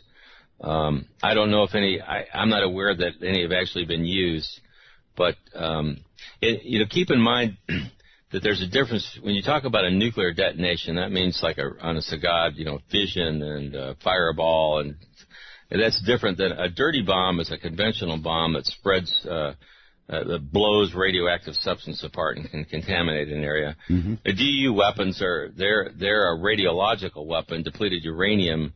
They don't have a nuclear detonation, but when they fire them, about up to 70% of the round actually burns when it strikes a target, and it releases microparticles of uranium that can be inhaled and ingested very easily. So all these weapons are, the radioactivity, I think, is a really vicious kind of problem to leave in an environment, and I think it really should be considered a criminal. It should be banned. We certainly shouldn't be using DU weapons. Okay, Professor Raymond sends the following by computer. Art, if nuclear warheads are not cycled out after so many years, the danger is they can have electronic malfunctions, and that includes the final guidance in the MERV warheads, non-detonation and early detonation. The Demon Core incident went critical. Well, they have a schedule where they refurbish plutonium pits. The plutonium itself is considered to be stable for like about a century or so. But Pantex, they take weapons apart and they will refurbish. There's a schedule for that sort of thing. Mm-hmm. I think that the United States has spent enough money to maintain its weapons that there's really very little doubt about. There may be some questions at some point about what the total yield would be if it's going to be as accurate or quite as precise as they would like, but there's no doubt that they'll work. Okay, let's go to Mount Pleasant. Hello. Yes, Art. Yes. Yeah, this is Wade in Tennessee, and I don't believe you want call signs on there, but I am a ham, and I've got a question for you and Stephen. All right. Okay, well, actually, it's two real quick ones. First of all, going back to EMPs. I know our transistorized radios would be fried, but what about the tube-type radios? That's number one. And number two, okay, well, let's start with number one. Tube-type radios, sir, would survive, but whether there'd be anybody to run them or not is another question. Okay. The second one, Art, we have go boxes and emergency kits and so forth. If the radios were in the cases, not hooked to an antenna and not hooked to a power source, do you think the transistorized radios would survive? Good question. Very good question, actually. So could you protect? I guess it would depend on how close the detonation was. Yeah, I'd say so. I haven't done a lot of calculations. I read about what they call it, a Faraday cage and that sorts of things you can use to protect for EMP. And, who knows? I mean, if it really comes down to it, who knows what will happen. But it just, my friend Colonel Urinich always used to say, he said, remember, he says, our weapons are guaranteed. That was kind of a chilling thing, but I think that they put so much time and effort into this. There's a good chance that some of them won't work, and there's a good chance that some of them wouldn't be launched because people would disobey orders. But the hell of it is that there's still enough of them out there. Like with one Trident sub, if they launched all their missiles and they have independently targeted warheads, there'd be at least 90 to up to 200 warheads that could hit a target. We have, 12 subs like that, and so there's not a shortage of nuclear weapons. The U.S. and Russia, the U.S. has 7,000, Russia has maybe 8,000. But all it takes really is a few hundred strategic weapons to destroy like every city. There's only 200 or 300 cities in the United States and Russia that have populations of greater than like 250,000 or so, and there's thousands of nuclear warheads. So even though they've dismantled, there was 70,000 or so in 1986. They've gotten rid of 2/3 or 3/4 of them. They've dismantled the weapons. They actually have kept the plutonium pits. So that's another reason why we don't need to make more pits. They've got 30,000 in storage right now. But they're even at that. What they didn't know all along, they didn't know these scientific studies that predicted that the environmental consequences of nuclear war are so severe that it basically wrecks the biosphere. It leaves Earth uninhabitable long enough where most people and animals probably wouldn't survive. Or want to. Very quickly on Skype. Hello? Oh, hello there, Art. Good evening. Good evening. I just wanted to make a little comment and a bit of a more lighthearted question, considering the nature of tonight's talk. Very quickly. Which is very informative, by the way. Thank you. Yeah, I just wanted to say, I assume that all of these generals and such and all of these government aides that are all in charge of this nuclear football and all this nuclear ordnance, I would assume generally that they're part of the old guard from the 50s, 60s, 70s. And so I wanted to ask, with spending over $1 trillion to redo the nuclear arsenal, is this one of the biggest retirement sort of pension scandals we've ever seen since the F-22 scandal with Lockheed Martin? Professor? Well, I think that's an interesting way to look at it, but the point is that it's Eisenhower warned about the military-industrial complex back in the 1950s. He sure did. And, this is what we see. It's well and alive and thriving. I thought when you were asking your question, you were going to ask whether or not these generals and all these people were aware of the information that I've been talking about. And I want to say emphatically that as far as I can tell, they're not. I've had a couple. I worked at the United Nations and testified working with Switzerland, New Zealand, and Chile at a number in Geneva and New York about the effects of nuclear weapons. And I was able to question a couple of times representatives. The best example was when there was a joint presentation of the U.S. and Russia made a joint presentation in 2010 at the Non-Proliferation Treaty Review Conference about the New START Treaty. And I had a pass, so I got in and I sat down, and they didn't know who the hell I was. I think I sat with the France placard in front of me, so they took my question, and I'm sure they didn't like it. But they had the chief negotiators of START from the U.S. and Russia there. It was Rose Goetmuller and Anatoly Antonov. And so I asked both of them, I said, are you aware of the recent studies that predict that the detonation of just a fraction of your strategic nuclear weapons would create like a global nuclear famine that caused most people on the planet to starve? And they both said, oh, no, we're not familiar with those. My goodness. Professor, I can only hope that this show, which is recorded, believe me, will be passed around, and that a lot of people will get to hear it before it's too late. We've got to go. The show's over. Thanks so much for having me on, Art. I really do appreciate it. Thank you for coming on and scaring us to death. Have a great night, Professor. You too. Thank you. Take care. Well, as I mentioned earlier, I know this was not easy stuff, but it's about time that somebody did it. From the high desert, good night.